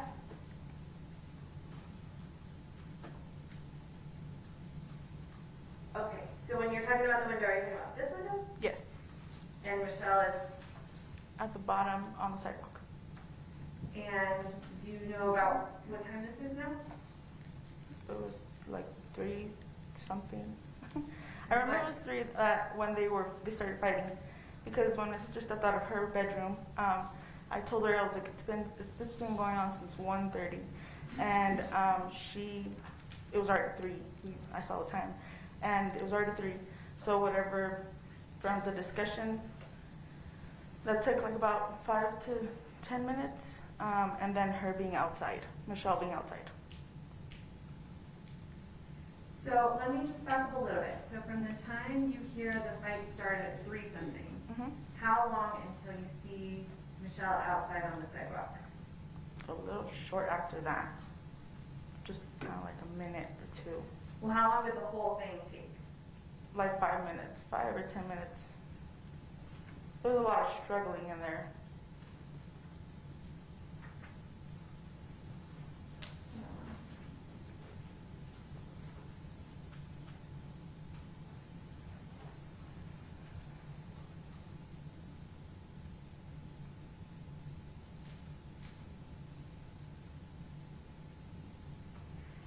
giving a pretrial interview in this case? I'm sorry? Do you remember giving a pretrial interview in this case where you came into the office and sat down with Yes. everyone? And do you remember answering the question in that pretrial interview about how long you thought that this altercation took place? I do not remember what I said If then. I showed you a transcript, would it help refresh your memory? Yes, please. Page 52. I'm just going to hand you this and let you look at it. Yes. Let me know if this helps you, and then if it refreshes your memory, then let me know. No, sorry, it's bulky.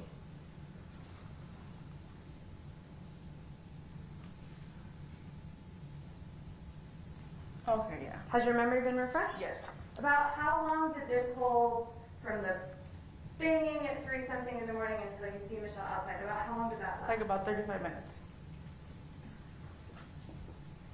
So at this point, Christina and Victor are awake with you because of this? Yes. What's happening next door? Did they wake up on their own or did you wake them up? No, they woke up on, well, not on their own. They heard the yelling and banging. That's So now the three of you are looking out this window?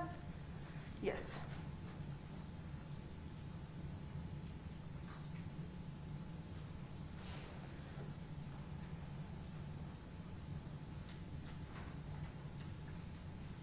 Did you hear Michelle say anything as Yes. she's standing in front on the sidewalk here? Yes, What'd she she said I think she killed her. How does she sound? Worried, scared, concerned. That's, yeah, Who was she saying that to? Fabian. Were they just standing there? I actually don't remember where he came out of, but he was already downstairs. He came out through like the apartment on the side, and then he got near Michelle. I believe that's, or I'm sorry, I could be wrong. I don't remember much. If I could see this transcript, would be great because I don't remember if he came out right behind her or he came out of somewhere else. Sure. Let me get you that.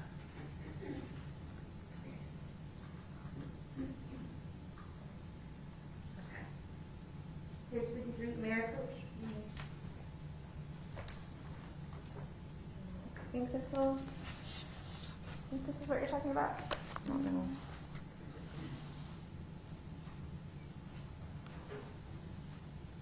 Yes. Okay. So do we need to back up just a little bit? Yes. Okay. Tell us what you So, as my sister was going to the bedroom in the front window, I was actually on top of the sink in her kitchen. No, I'm sorry, not on top of her sink, on top of the cabinets Okay. in her kitchen. On the counter? Yes, on the counter, sorry. I remember seeing Michelle and Fabian come out of the apartment. And was that before or after what you just described, seeing Michelle standing down below the bedroom? Before. This is when they were coming out to get downstairs. So just so we're clear, you first see them come out, and then a little bit later they're down, you see them downstairs, and she says... Not a little bit later, it was kind of like she came out of her apartment and then she stood in front of there and she kind of wanted, it looked like she wanted to kind of go back to the apartment. And that's when she said, I think she killed her, like a question mark. Did you hear the defendant say anything? No. What was the next thing that happened that you saw? The next thing that I saw was the cops lost on the other side of the apartments. So somebody had already called the cops. I remember the cops approaching and Baby and Michelle speaking to the cops. And then it's when, Did you smell anything? yes, I smelled like copper, like a penny-like smoke coming in through the window that I had opened to look out the window. That was in the kitchen. Yeah,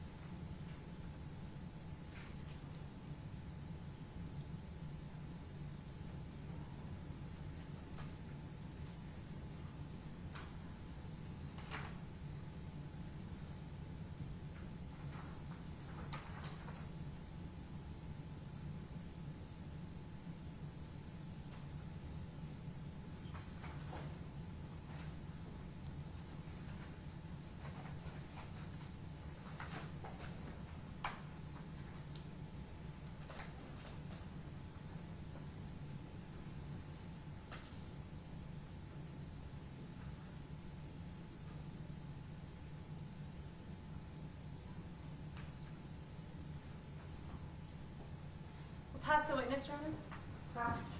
We may approach. Come on up.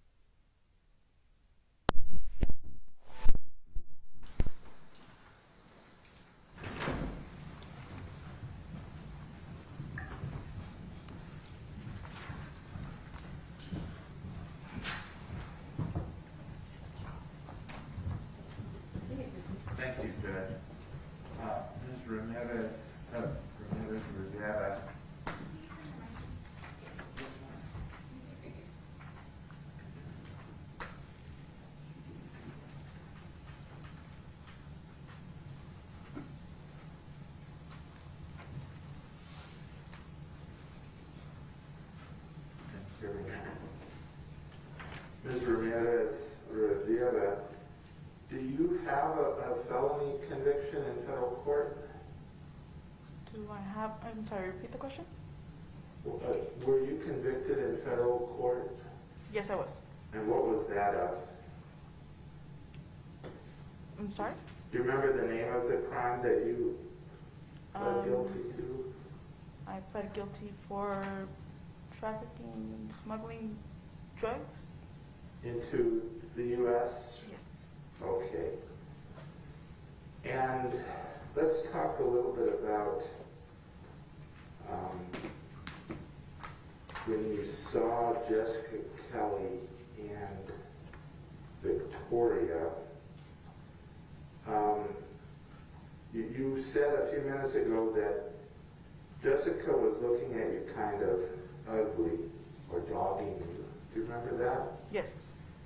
Now, you weren't concerned then that Victoria would be hurt or anything, were you? I wasn't concerned, but I did have like that, a bad feeling. Right. And of course, looking back now, you really have a bad feeling, don't you? I actually had a bad feeling that day because Victoria was really happy and excited, and she was like shiny, just like her whole aura was shiny. And then when Jessica Kelly came out of the apartment, it was like gloomy, so it didn't feel right. That's why when me and my sister walked back into the apartment, I asked her if that was her mom. Now, there were a lot of teenagers and children playing that day, weren't there? I'm sorry? There were a lot of kids outside. That I observed, yeah, a few. A few? And there's a swimming pool right across Yes. the lot. And kids like to use the swimming pool on a hot summer day. Yes. Now, as I understand it, the next day was going to be, they were getting out of school early, and that's why she was going to have her birthday party the next day. Yes. And did Victoria tell you about her party and she wanted you to come? She invited my sister, and she told my sister to invite me because I have small children. So we're all three, Victoria, Christina, and myself, were just talking. I didn't talk to them, but I was there in their conversation. I was standing next to the door of my sister's apartment as that conversation took place. Now that afternoon and into the evening, up until when you saw Jessica bring her outside, did you see any strangers go into their apartment? No. Or any strange cars driving around? No.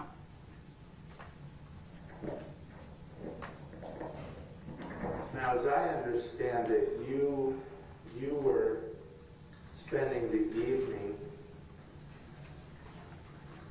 in the living room, and this is way blown up. Let's see if I can. Twist Which one? it, it like spins. This one? No. This It's the dial. Yeah, that, yep. There we go.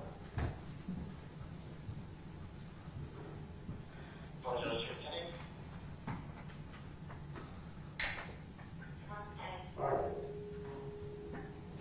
You were in the living room, which was just to the right of the master bedroom. Yes. Is that right?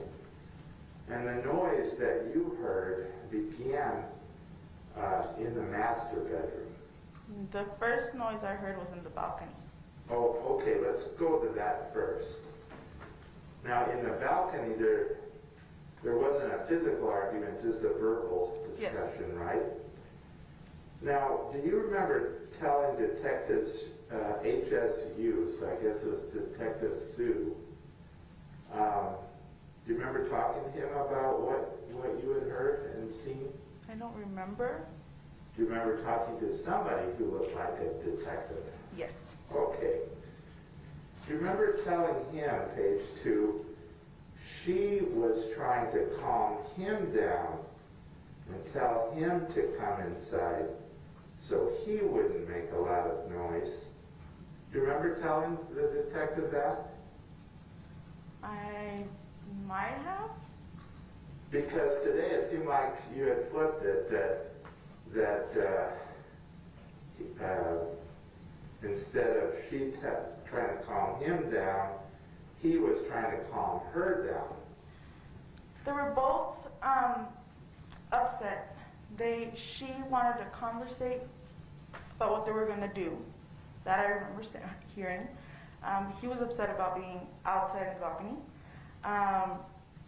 So it was mostly him agitated because the conversation was taking place outside. Well, why would you tell the detective the opposite, that he was making a lot of noise outside and she wanted to calm him down and told him to come inside? I don't know why I would say that. I mean, I remember that that's actually accurate. He was the one that wanted to go inside, and she's the one that was with a lower tone saying to, what are we going to do? So it was just an argument between both of these people. All right, so you agree hers was a lower tone than his? Yes. All right. And when his was a little louder of a tone, she wanted him to come inside because he was making too much noise out there. I don't recall stating that. Okay. If you said that, would your memory have been better 6 years ago? Reference, please. Page 2. Detective HSU and her report was on one.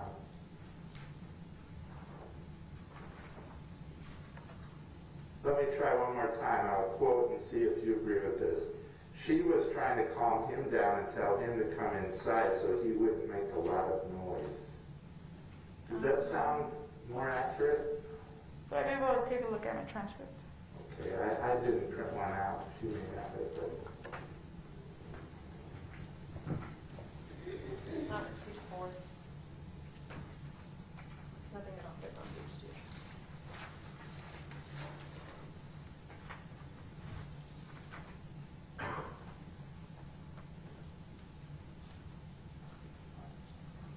2. Okay, this is a different one, but this will do good. So if you could kind of look at that paragraph there, 176.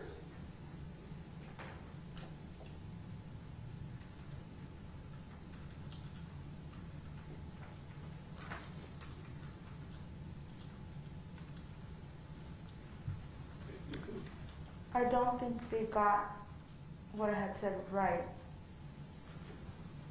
Isn't that a transcript of your verbal words? Objection, Your Honor. She just testified. She doesn't think it's accurate.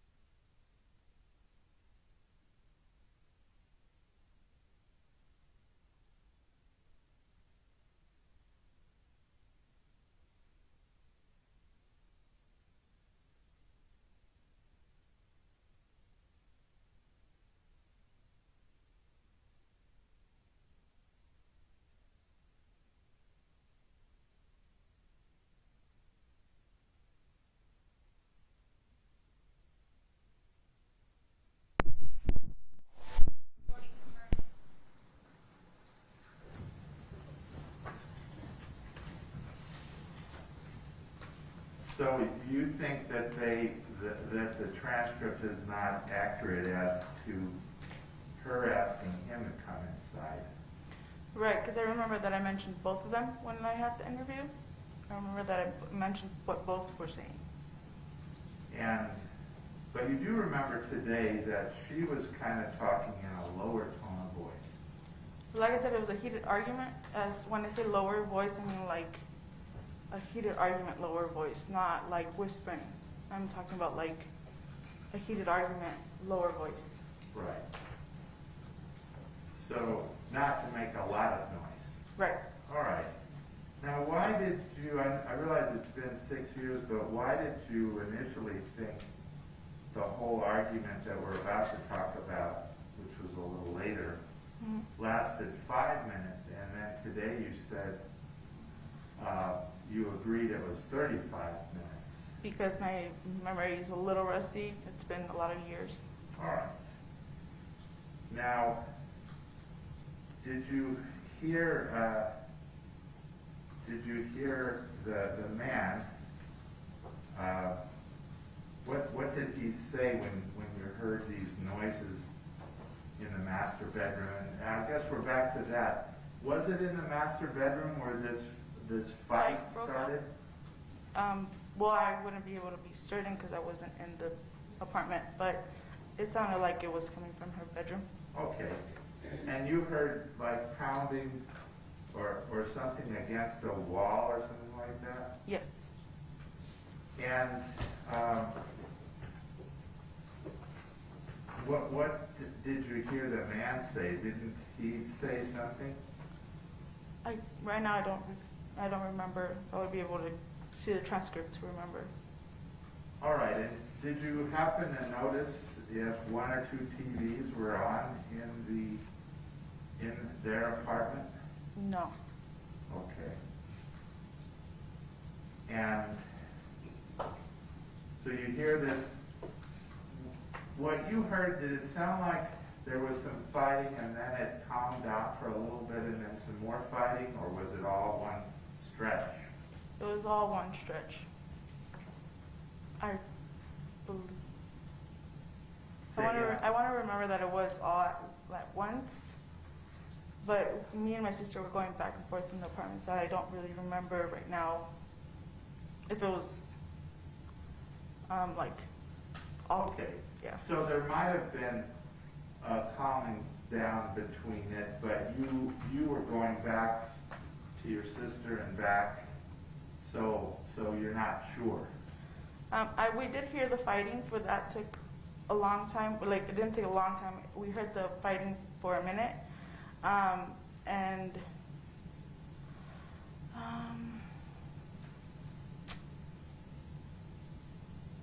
then I believe that's when it stopped. They were fighting. I don't remember them stopping and then continue fighting. I remember just them fighting, and then Michelle stepped out. Okay. Now, before we get to that, did you hear glass breaking? Not that I remember. All right. Now, you said, when you say Michelle stepped out, she went out the front door, didn't she? Yes.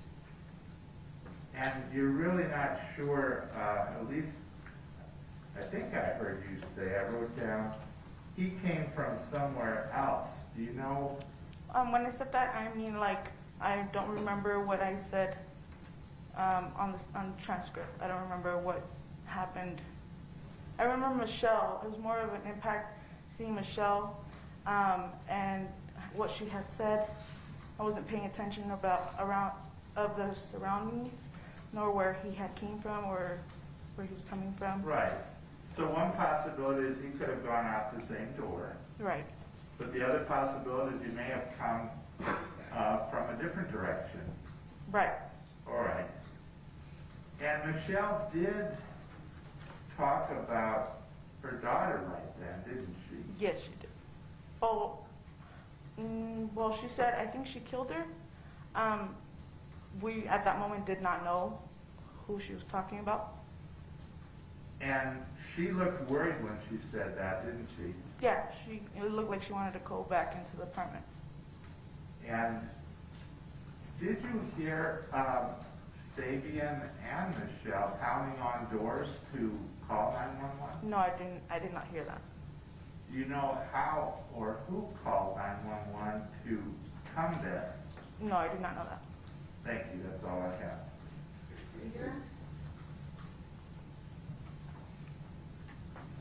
No redirect from the state. All right, maybe this would be excused. She may.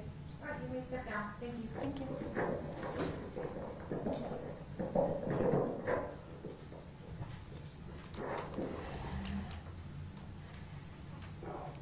State next witness. Under the state calls Pauline Quintana.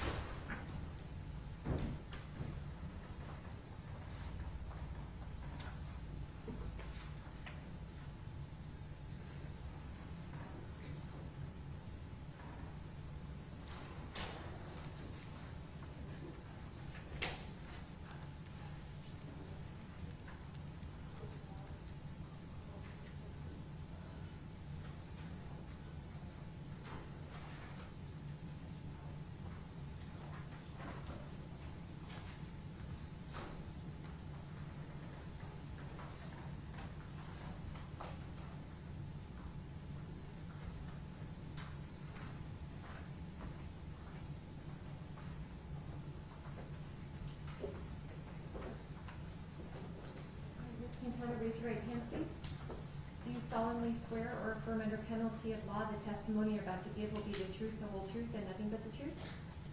I need out loud. I do. Thank you. Have a seat. You'll see a microphone in front of you. I'm going to need you to speak in there. You might get you hooked up with another microphone too, depending on how loud you are. Okay. If you would go ahead and state your name. My name is Pauline Quintana. Now let's go ahead and cover up, please.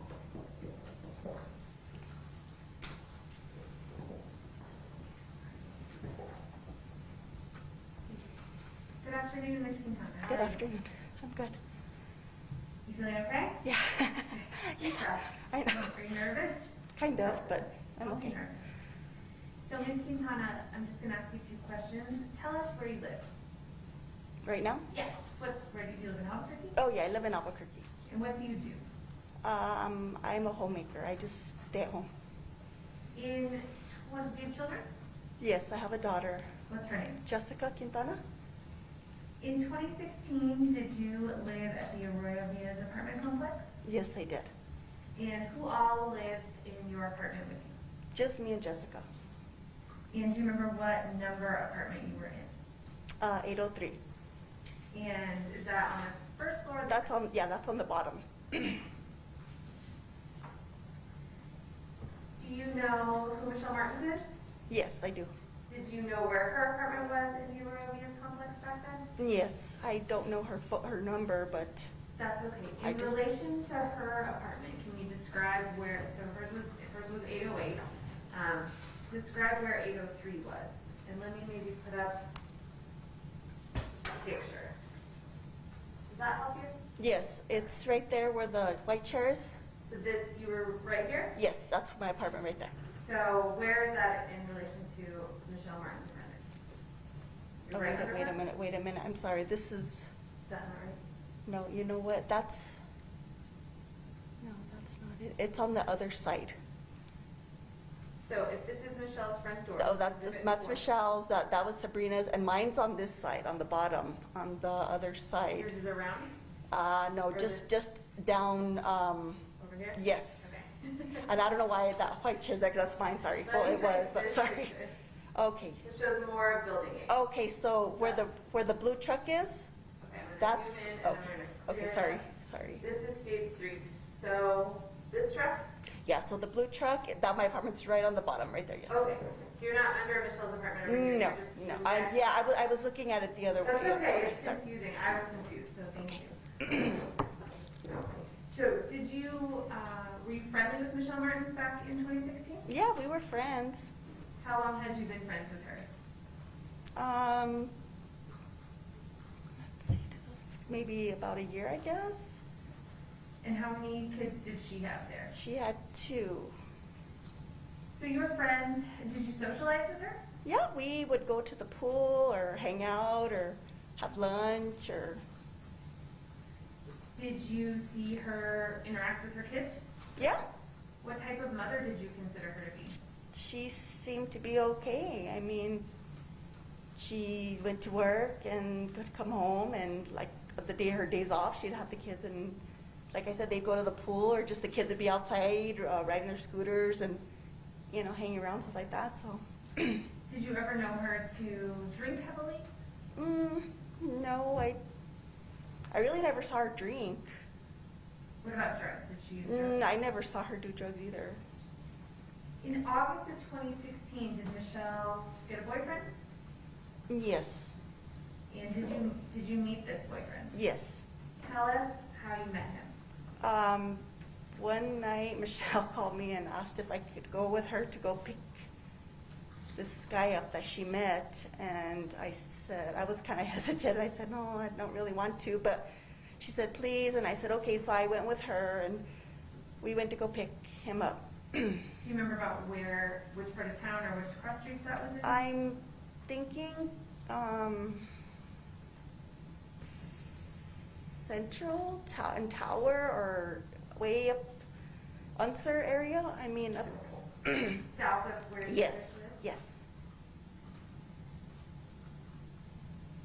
At some point, do you remember when that was?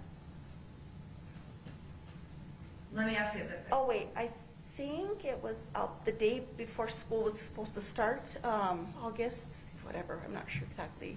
Let me ask you this. Okay. Do you remember when Victoria was murdered on August 23rd of 2016? Yes. How far back was driving to pick up this boyfriend? How many weeks or days? If you remember, if you don't. I'm going to say maybe 2-3 weeks, maybe. Did you become aware at some point that the defendant was living in Michelle's apartment? Well, yeah, I figured since she had picked him up, and I mean, they were just together. I figured he was, living with her, So we really didn't talk about that. Do you know what his name was? Yes, Fabian Gonzales? Do you see him here today? Yes. Can you identify him by something that he's wearing and where he's He's sitting? wearing a black shirt and gray pants. And will the record reflect that the witness has identified the defendant? The record will so reflect.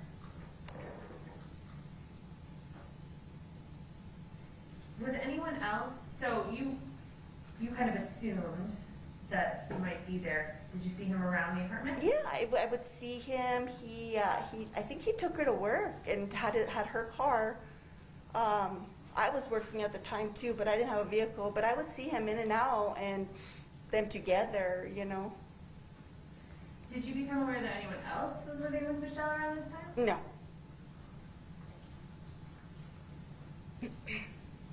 You said that he would pick up or drop Michelle at work? I think that's what it was, because she was working at Smith's, and he had her car, so I figured she was at work. And So there were times when you saw him in her car without her there? Right. Are you aware of the time that he took her car without her permission? Yeah, she had told me one time that I don't even know where, I think I saw her outside, and she said, or talked to her on the phone, and she said that he took my car. I was asleep, and I woke up, and the door was opened, and I looked out, and I didn't see my car. And she said I was calling and calling him, and no answer on the phone. So that was. Let's talk a little bit about Michelle in general. Okay. Had you been inside her apartment? Oh yeah. And how does she keep her house? Very nice. Had you ever seen inside Victoria's room? Yeah. How was that room? Pretty nice. I mean, the kids' room was always nice, and both of them. Knowing Michelle, would you consider her to be a leader or a follower?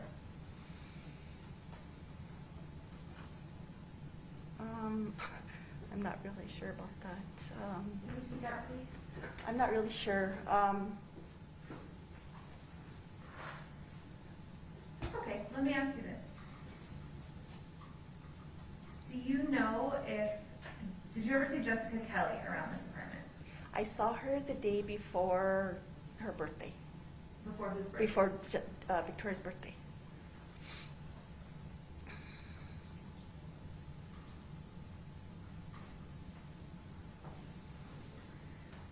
Were you aware if Michelle's parents knew about the defendant living in her apartment?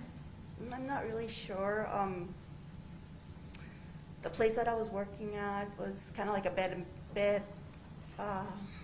and breakfast, and I would go clean the rooms and stuff like that. But I found a pack of cigarettes in there, and I knew Michelle smoked cigarettes, so I said I'm going to save them for her, and when I get home, I'll go take them to her. So it was either that day or probably the next day that I went over, and I said, Michelle, I knocked on her door, and I said, Michelle, I have some cigarettes if you want them. And she said, yeah, sure. And I went in there, and Victoria was sitting there holding her cat. And she said, I didn't know who was at the door. She said, I thought it was my mom. So I guess she was, and I guess they said Fabian was in the bathroom. I guess he was hiding from. And how long was that before Victoria was murdered? About maybe a week or so, maybe 2 weeks. Let's talk a little bit about Victoria's birthday. Was Michelle planning something for Victoria? I think she was. One day, me and Rachel had gone to Smith to go shopping, and I saw Michelle there, and I said, oh, hey, there's Michelle. I'm going to go talk to her for a second. And Rachel's like, okay, I'll go with you. And then I went in there. I went by the deli, and sorry. There's a water behind you if you want. Right to your left. There you go. And I just, sorry.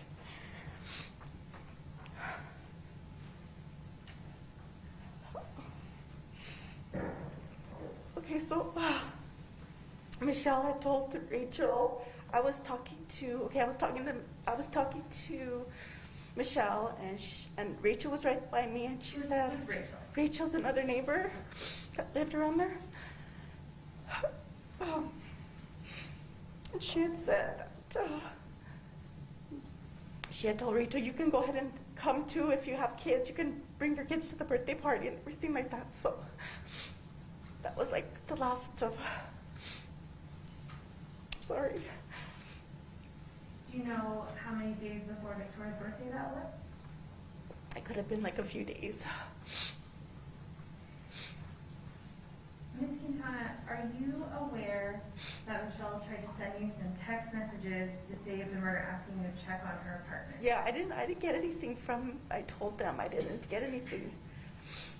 Because I looked at my phone and I just had like one from Sabrina the next morning. The day of Victoria's birthday, the 23rd, so that was the day before the party, Mhm. so that seemed right to you. Did you see her, Victoria? Yes, that I day? did. Tell us about seeing her. So me and Sabrina were outside. We were standing outside just talking, and Fabian and Michelle came, they drove up, and I guess they had bought just some cigarettes, I guess. And I had seen, Jessica was, I guess, I guess she was waiting for the cigarettes, so Michelle got out and went upstairs and said hi to me, and then she went upstairs and she said, I guess she gave her the cigarettes, and I think those were the wrong cigarettes or something, so she got mad at her, and Who got mad at you? I think Jessica got mad, saying that was the wrong cigarettes, and she went downstairs, and I think she was yelling at them when they were in the car, So, let me show you stage 4. So this is Michelle's stairs. Are these the stairs you're talking about? Mm-hmm. So Well, we were like just like right there on the side. Yeah, we're just talking. Right here? Yeah, we were just standing right there, and when they were pulled up, we were still standing there, and Jessica was there, I guess, waiting for the cigarettes. So she came down. Was she all the way at the top, Jessica? I think so. Yeah. Jessica came down? Jessica had. Yeah. Well, let's see. Wait, if I'm mistaken. I don't know if she was just like right here or something, or, God, I don't really remember. But tell us about, so they meet up at some point and. Well, I thought, what I was saying was Michelle came and went upstairs, and I think gave her the cigarettes, and then I guess it was like, said it was the wrong cigarette, so I guess Michelle had already come down, got in the car, and Jessica came down and went to the car, and I guess she was started yelling at them, so. Did Michelle ever go inside her apartment? I don't think so. I think she just like went up to where the little patio there, and then Do you remember what time of day this was? This was like during the day, like I'm gonna say maybe like 4:30 or so, because the kids were already ready come from school. So. Do you know what time the kids get back from school usually? The high school kids get like home like at 3, and then the middle school gets home like at 3:30, I think, and then the elementary I think at 4 or something. So they're about the same. So Victoria was home at this time? Yeah, she was already home. And did you, after Jessica came down and there's the conversation, what happened with Michelle? Where did she go? She got in the car and I think they left. Who else was in the car with her? Fabian was in the car. Who was driving? I think Fabian was driving. Did you see Victoria at that time? Yeah, Victoria was upstairs. She had her cat with her, and I told her to go down and show my daughter the cat that she got for her birthday. And she came down and she went to my apartment and she showed my daughter, and then she went back upstairs and she just stood there by the door. And that's Victoria just stood there by the door, and then that's when I was talking to Jessica, and she was standing like right there on the on the second part of the right there, yeah. Okay. And yeah, we were talking to her, and we were trying to talk to Victoria to see what she wanted for her birthday and stuff like that. And she was saying that she wanted like American Doll or something, or I'm not really sure, but really Jessica was like talking for her. She didn't want, I guess, Victoria to answer or something. So.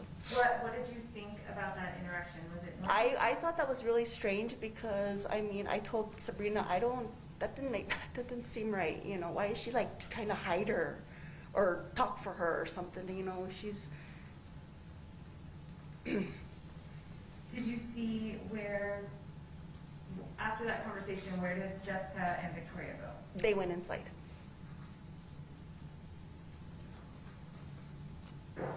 Did you ever see Victoria again after that? I did not.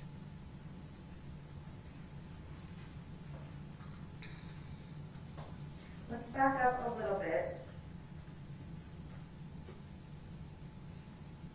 When you saw Michelle, and did you see Michelle and Fabian? Actually, let's not back up. Let's go forward. Did you see Michelle and the defendant after this encounter with Jessica and Victoria in the afternoon? Yeah, Michelle got in the car and they just left. I didn't see them after that. You didn't see them after that? Mm-mm. When you did see them, did you notice anything unusual about them? Not really. I mean, I think there was like music coming from the car, and loud music and stuff. But do you remember talking to Michelle? yeah, I said hi to her.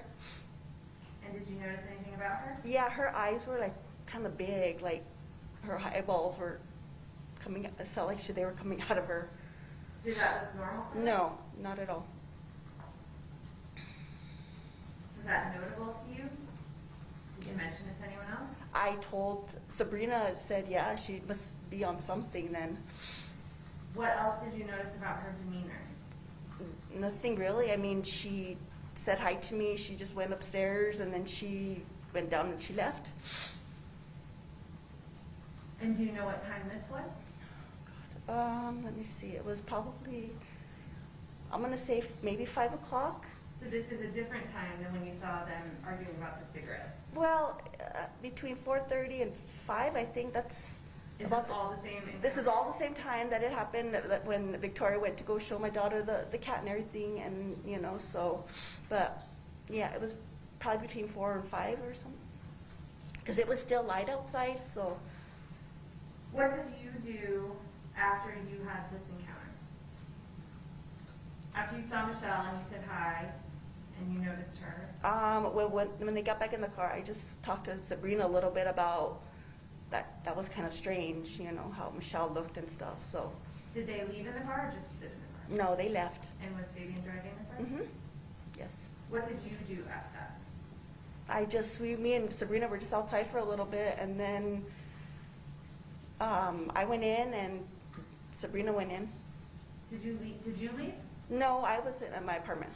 I didn't leave until about 7 or Where did you 8. go? I went to the Smiths. My friend picked me up, and we went to the grocery store. What time did you get home? I think it was about 8:30.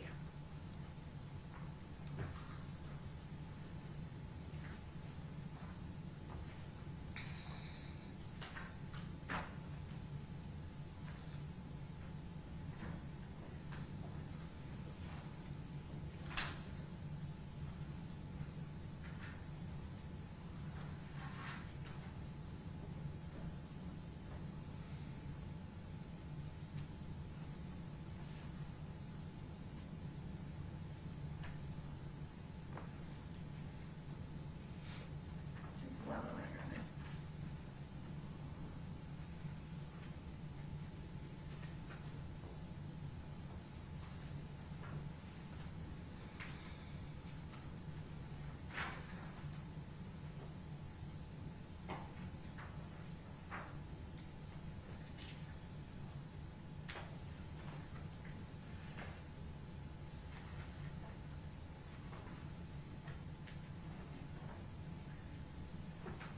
Do you think it could have been later than 8:30? That I went to this grocery store. When you got back from the grocery store? Maybe 9 o'clock, maybe. Was it light? Because it was dark. It was already dark, so it could have been 9 o'clock. Did you see Jessica or Victoria again? I didn't see anybody. It was so quiet the rest of the evening. Really quiet. So, I mean. How did you become aware that something had happened the next day on the 24th? So I got a call and a text from Sabrina for me to go over there and check on Michelle, and like I guess something had happened. And What time did those texts come to your phone? I If you think remember. I think it was like maybe 4 o'clock in the morning, 4 or 5. And when did you actually see those? When did I actually see? They landed on your phone at... Oh, well, okay. I woke up about 7:30, and I didn't even know what was going on. And then when I got up, I opened the door, and I saw the white. What is it called? The The van. white, the van. Yeah. And I closed the door right away, and then the cop came knocking on my door, so I can give him a statement.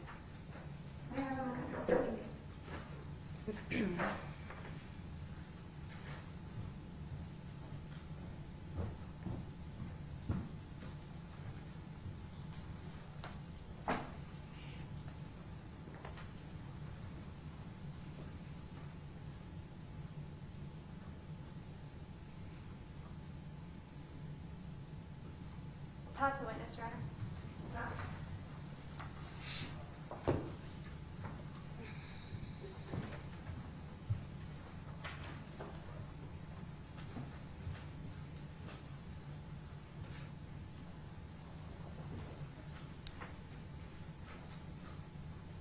So before all this happened, Michelle was a good mom, wasn't she?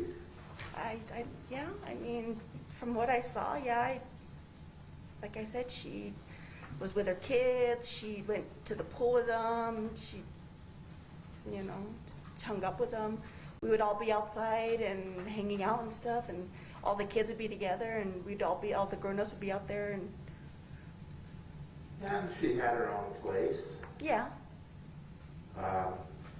She had one of the largest apartments there, huh? I'm not sure. It's a 3-bedroom. 3-bedroom, and they've got 2 and 1 bedrooms too, I guess. Yes. Do you have a 3-bedroom? No, I have a 2-bedroom. Okay. Or I had a 2-bedroom. Right. When you were living there. Right. To your knowledge, Michelle didn't do drugs. I never saw her doing drugs. You never saw her drunk. No. She was the cleanest person ever, you said. Yeah, and her apartment was like perfect, Yeah. nice. Right, everything was put together, and yeah, it was nice and clean. Now, one day you went with Michelle to pick up her new boyfriend, Fabian. Yes. Right? Mhm. And was that Gibson and Unser? Oh, maybe it was Gibson and Sir. Okay.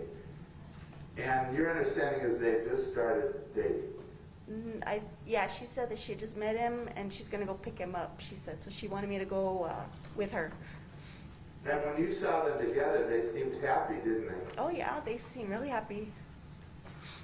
Now these Arroyo Villa apartments, that was a pretty safe neighborhood for Oh, kids, yeah. wasn't it? I mean, there were a lot of younger and middle school kids that lived there. Yes, and they all got along. All the kids got along. And adults like you would look out for each other's children. Yes. Now, Tuesday, which was the evening before the police came, that was the first time you saw the heavyset cousin. Jessica, yes. Okay, and you know her name now. Back then, Well, I didn't know her name. right, I did not know her name. when you were talking to the police that day, that's all you knew about her, right? Yes. And when you saw her, it was it was light outside. It was still Right. that time. Yes. And there were other neighbors outside, right?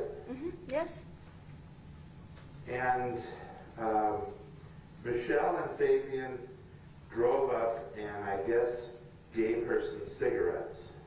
Yes. And she was angry about something. What was she saying about? I think those were the wrong cigarettes that they had bought her, so Okay. that's why she got mad, I think. Do you remember her? Michelle said, "Hi, Pauline," to you. Yes, Do you remember that? yes. Now you asked Victoria, "How are you doing today?" And did she seem happy? She seemed very happy. She had her cat with her, And you said, "Well, go show my daughter your new kitty." Did you know before then that she had a kitten, or no, how- I didn't even. Well, okay, so the day that I went in there, and I found the cigarettes. And when I went upstairs, I saw Victoria holding the cat. So she told me that she got the cat. I didn't know it was for her birthday or what, but they had gotten her a cat. So Okay. And you did speak to Jessica for a minute or two that time. yeah, didn't just a few, yeah. you? And you and Sabrina were out talking as well. Yes. And that's when Victoria explained that they were going to celebrate her birthday the next day when the kids get off early from school. Yes. Right? And Jessica told you, "Well, I have a 15-year-old daughter." Remember that? I remember, yes. Now, when Detective Lopez asked you about Jessica, you didn't say she was acting weird or anything. Well, Jessica wasn't acting weird. No. Michelle's the one that was just the way she looked. Okay. Well, focusing on Jessica, she acted normal from what you could see. Yeah. And so you had no idea that Victoria was in any danger at that I moment. did not. No, I did not.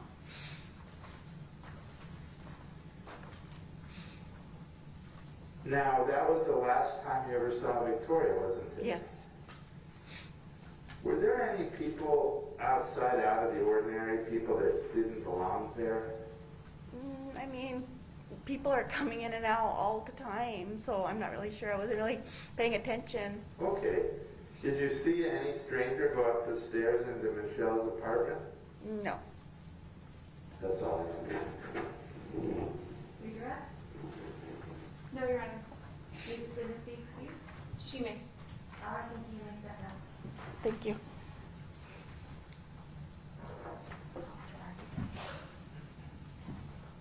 Yes.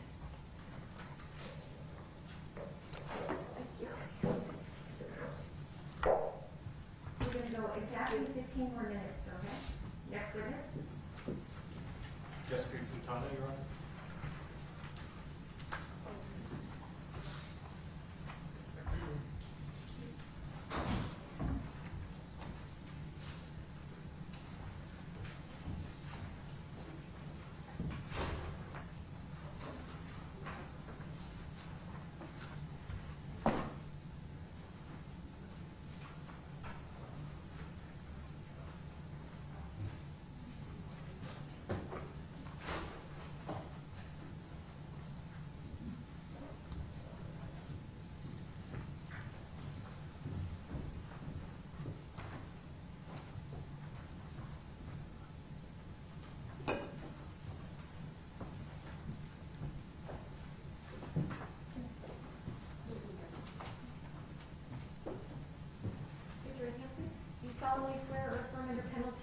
testimony you're about to give will be the truth, the whole truth, and nothing but the truth? Yes.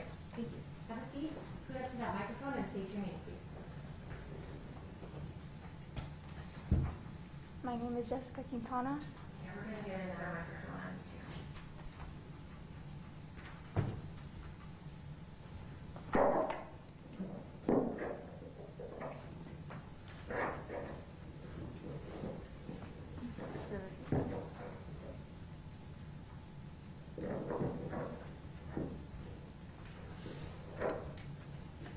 Good afternoon, Ms. Quintana. Can you tell us how old you were in 2016? I was 15 Okay. And where were you living in 2016? in apartment 803, And In the- what apartment complex? Riolvia's apartments. Okay. And who are you living with in that apartment? My mom, Pauline Quintana. Can you tell us sort of where apartment 803 is in relation to apartment 808? Yes, it's on the left side of apartment 801 or 808 of Michelle's. Okay. So if we're looking at this photograph here, does that look familiar? Yeah, yes. Okay, so where is 803 in that photograph? Right here on And we the can't see your hand, so just describe for us. on the Would left be- would on the be left over here? yes, on the bottom right where your The finger is. bottom, so right here. So, yeah. And is 808 up here? Yes.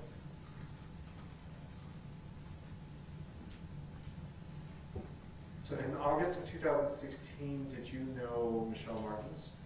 Yes. Okay, how did you know her? She was a neighbor. Okay, did you know her very well? Or did you just see her coming in and out? Or The jurors are having a hard time hearing you. I'm going to have you move that microphone to the other side. Yes.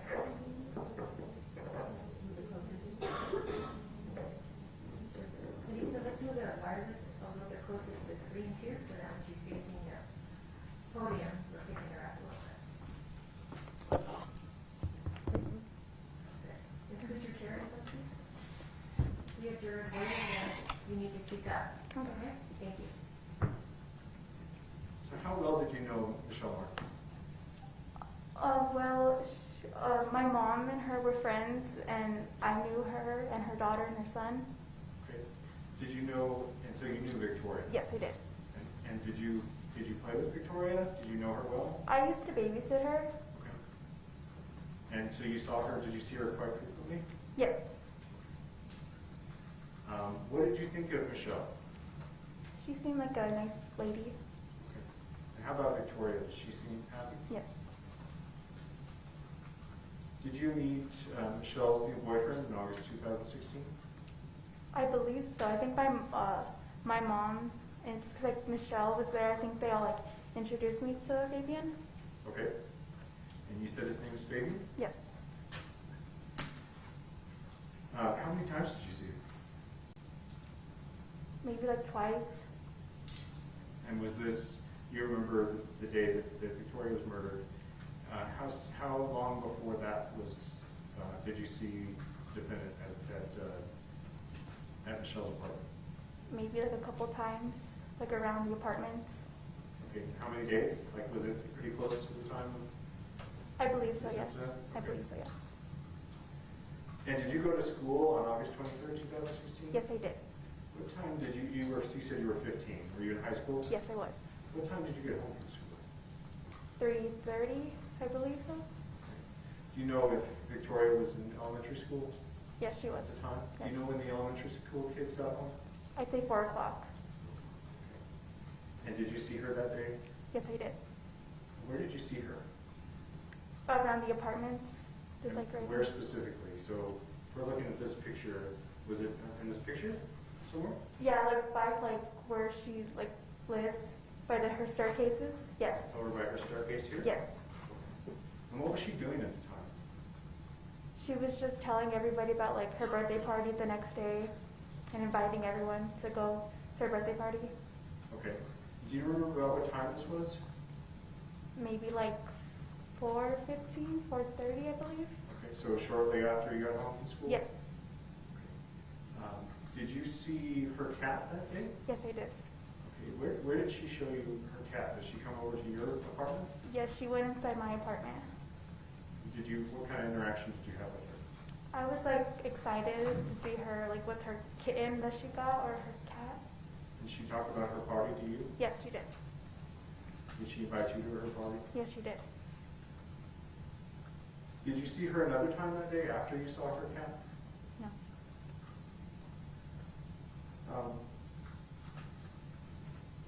Did you ride the bus? Yes, I did. Okay. Did you notice, you said there's a time gap between when high school gets there and when elementary school kids get there. Did you notice her outside at any time? Like by herself? No. And what about later that evening? Were you out with some friends? Yes, I was. Okay. And do you remember an incident where someone was coming down the stairs? Yes. Would you tell us what happened? Okay. So. And tell us what you heard or saw first. Okay. And then go from there. Okay. So I don't really remember like the time that it was that my friends came over to the apartment and they wanted me just to hang out like in the front of my apartment, and we were just talking, and then all of a sudden Michelle and Fabian pull in to the parking lot, and that's whenever we all saw Jessica Kelly carrying Victoria. Okay. So the first thing you saw was Michelle and Fabian coming in. How many friends were you with? 3. And where were you? Where was your group of friends? In the on the right side of that, like where that window is. Which window? Over here? No, the. Over this way more? I'm sorry, I'm on the right. Sorry. Over here. Yes, that was my window. So I'm going to switch photos on you. Do one that's a little closer up by 808. Do you recognize Michelle's car in this photograph? Yes, Okay. Is that what Michelle and the defendant were in that day? I believe so. Yes. Okay. You said they pulled up and did you hear music? Yes. Was it loud? Yes. And what were they doing inside the car? They were just like singing and like laughing, kind of like hysterically. Okay. Did you notice anything else about them? No. How did they seem to you? Were they happy? They just seemed like normal, I guess. Was it loud enough that it drew your attention to them? Not really, but like more like the music. I'd say so. Yeah. The music was? Yes. And then what did you notice about Jessica Kelly? Where was she on the stairs? She was just coming down from Michelle's apartment to go show Michelle and Fabian what happened. Okay, so she came onto the stairs here. Did she go down the stairs? Yes. How far down? All the way down. All the way down? Yes. Okay. And then where did she go from the bottom of the stairs? She went straight to the car. On the sidewalk? Yes. Okay, so over this way? Yes. And did she stop right back here, or where did she stop? Yeah, she stopped right there. Okay. And then what happened? Then she showed like then Victoria, and that was it. Okay. You said she showed Victoria. So how was Jessica holding Victoria at the time? Like this, and Victoria was like right here. And how did you know it was Victoria? Did you see her face? No, Okay. How did you know it was her? because she's tiny. You need to speak up. She's tiny. Okay. And so if you couldn't see her face, was she wrapped up in something? Did she have clothing on? She had a blanket over her. She had a blanket over her. Yeah. Okay. Do you remember the color of the blanket? I believe it was a white blanket. And what did Michelle and the defendant do when they saw Jessica holding Victoria? They just started like laughing, like kind of like hysterically. Okay. Did they say anything? No. What did you see after that? Then Jessica ran upstairs with Victoria, and then Michelle and Fabian took off. So after she came here to the car, she went back up the stairs, all the way up and inside the apartment? Yes. Did she say anything else? No. Did you see anyone else around at the time that was unusual for that area? No.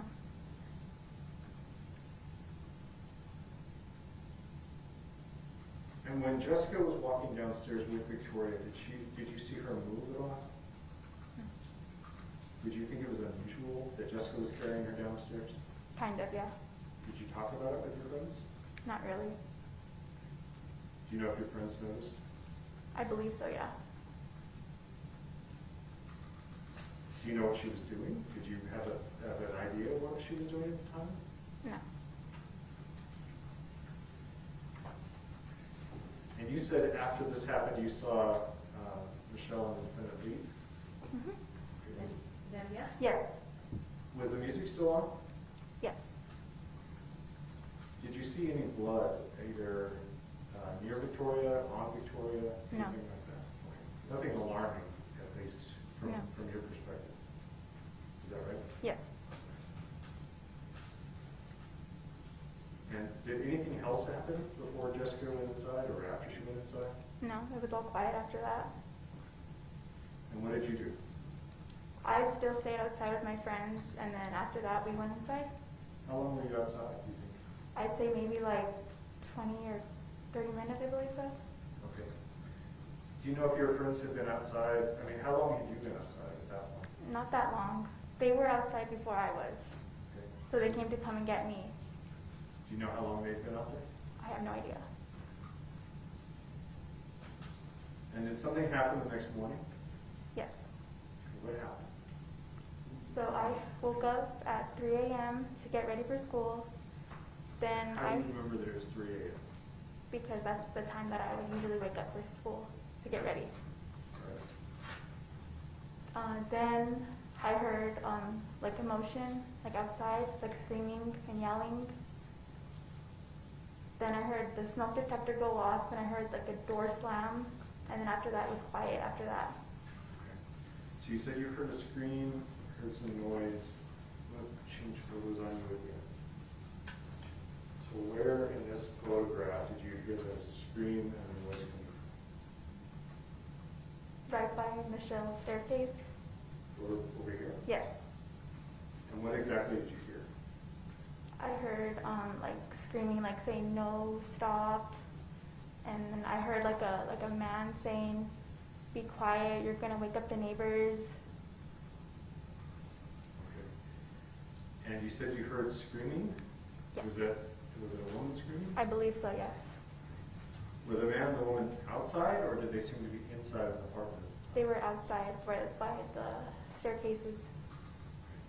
Now, your apartment is here. Yes, Where is your window? right there. That's your bedroom window Yes, there? it is. Where that was? Was that window open at the time? Yes, it was. And so, where were those voices coming from? You said they were by the bottom of the stairs? Yes, So right about in here? yes.